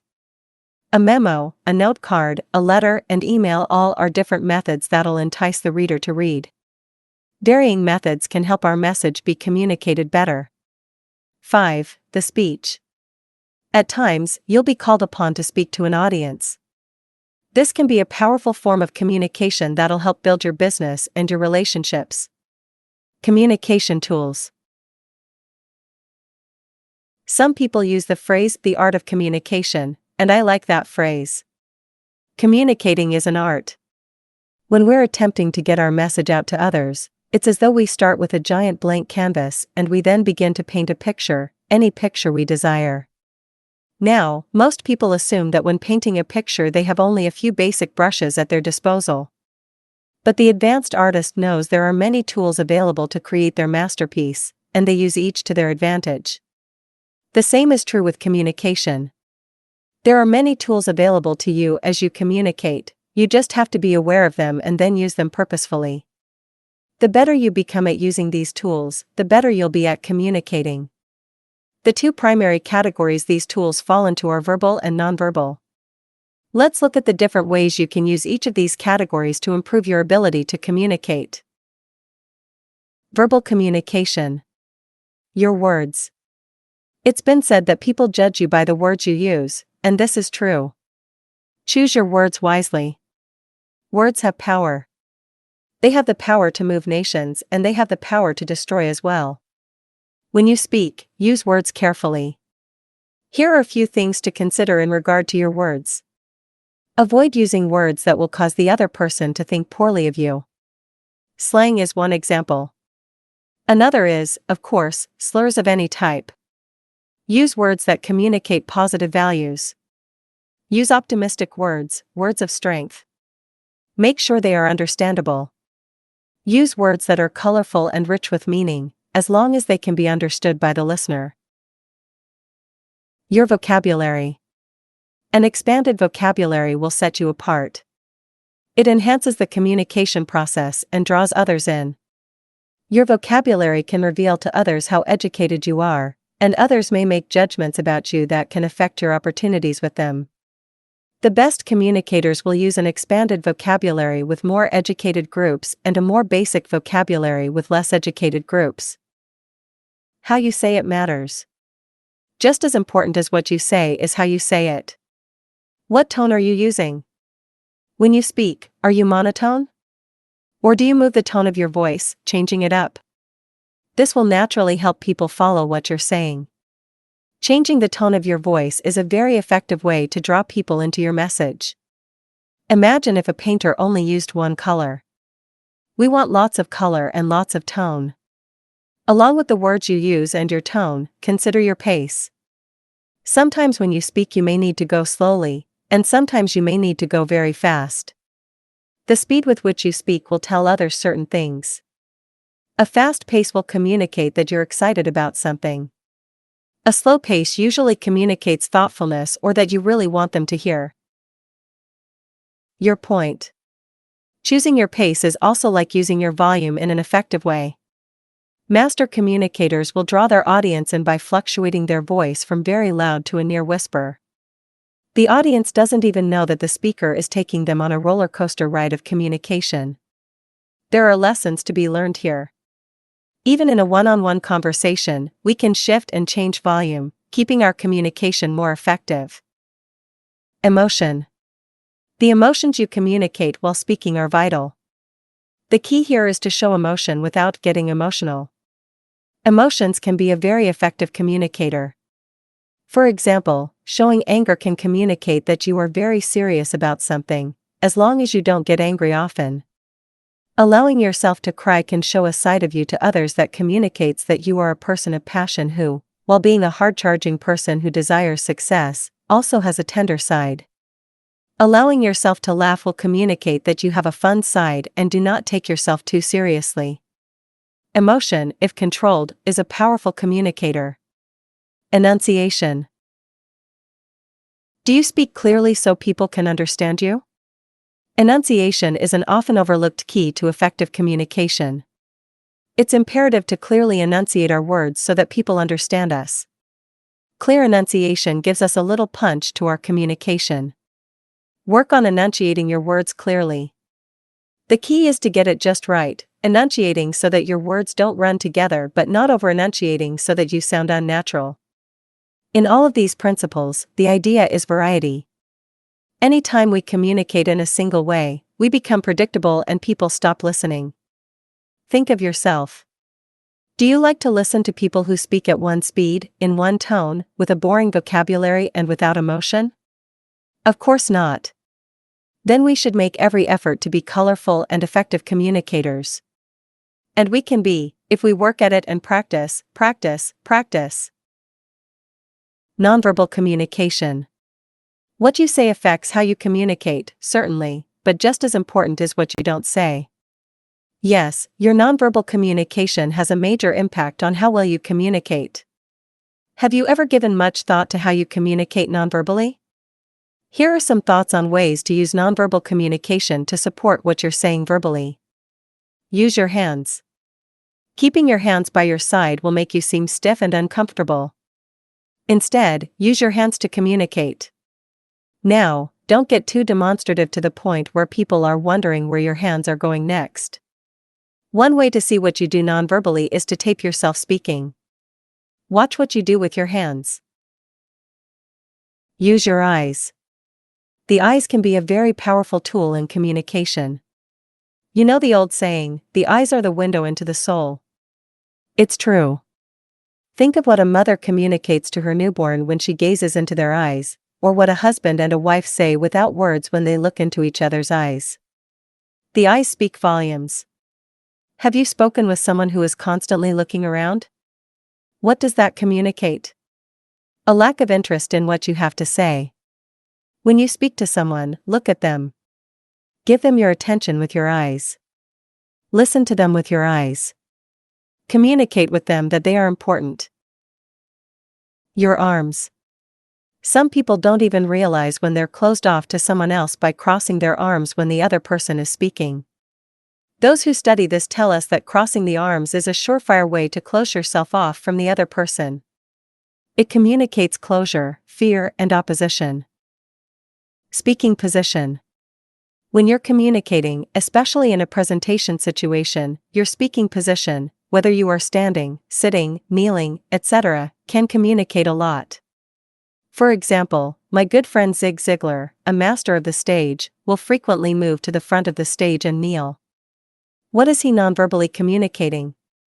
He is saying, listen closely to this. This is really important. He is bringing the audience in for an intimate moment. Even in a room with 1,000 people, this way of communicating can make every individual feel like Zig is speaking closely to just them. Sitting communicates casualness. I know many speakers will give a considerable part of their presentation this way. John C. Maxwell, another friend of mine, and a world-class leadership expert, gives quite a bit of his speeches while sitting. His style is informative and casual, and it is effective. Other nonverbal considerations. There are other little things to be aware of in nonverbal communications. Nodding your head says, I'm listening. Tapping your foot or jiggling your leg says, I'm bored, nervous, or impatient. Everything we do with our bodies communicates, whether we're speaking or listening. As a person who desires to take their communication to the next level, you should be aware of what you communicate nonverbally as well as verbally. As you begin to master both, you'll begin to communicate with a higher and higher level of excellence. 7 Essentials for Powerful and Effective Presentations. Follow these 7 rules, and you will begin to see greater effectiveness in your presentations. 1. Know your goal. Are you there to inspire? Encourage? Challenge? Comfort? Motivate? Deliver bad news? Good news? Is it just informational? Are you trying to motivate them to action? If you know where you're going and where you want to take the audience, you can then work back from there and create your presentation. Like Stephen Covey's old axiom, begin with the end in mind, be sure to know your goal. 2. Keep it simple. Be yourself, you don't have to be someone else. One mistake many people make is in trying to emulate the style of another person. This rarely, if ever, works. Why? Because you're not that person. Be yourself. That is who others are expecting. Don't attempt elaborate presentations. Maybe when you've mastered your skills, you can get elaborate. But even the most polished professional speakers rarely get elaborate. The Zig Ziglars, Brian Trassis, and Nito Cubians of the world, the creme de la creme, are straight ahead, no fancy stuff speakers. Take note of that. You can be simple and very good at the same time. So be sure to keep it simple. 3. Be passionate and optimistic about your topic. People want to see that you are passionate about your topic. Aristotle said that there are 3 areas integral to persuasion: logic, ethics, and passion. You need to be a person of good character, have logical reasoning, and say it with passion. Also, be optimistic. Napoleon said, leaders are dealers in hope. As presenters, we pull people in and bring them along by giving them hope. Be sure to let your passion and optimism come through. 4. Balance the format of your information. Use facts, figures, and stories. Include lecture as well as audience participation. In this day and age, with waning attention spans, we do well to change up the format on regular intervals. People are used to modern media, which makes single-person speaking a tough act. Be sure to use different formats in your presentation. 5. Tell stories. When you think of Jesus, the greatest teacher of all time, you think of a man who told stories to help root the principles into the minds and hearts of those who heard him. Stories are things that people can connect with. They can remember them. They see them in pictures. What would you be most apt to remember 2 weeks after hearing a speaker? The exact percentages of his or her statistics, or a well-told story? Be sure to build stories into your presentation so people remember the points you want them to. 6. Know your material. This is the foundation of an effective presentation.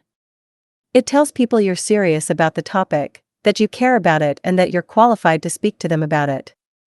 Do whatever you can to know your material inside and out before you get on the stage to present. You'll feel more comfortable and will come across as very credible. Audiences are looking for credibility and can see through someone who is winging their way through a presentation. Be sure to know your material. 7. Start on time and end on time. One of the skills of an effective presenter is that they can craft their presentation to fit the allotted time and then discipline themselves to stay within that time frame. Starting on time and ending on time will show people that you respect their time. Too often, a speaker will do a fine job in their allotted time, and if they were to end there, they would be remembered well. Unfortunately, they go over time, and all the audience can think is, "I can't believe they went so long." These speakers shoot themselves in the foot by not finishing on time. Be sure to always stay within your time limits and leave your audience wanting more. I believe that everyone can become a better speaker and presenter if they practice their skill. And it doesn't require a tremendous amount of advanced training, either. Just mastering the basics will take you to the next level and allow you to become a much more effective communicator.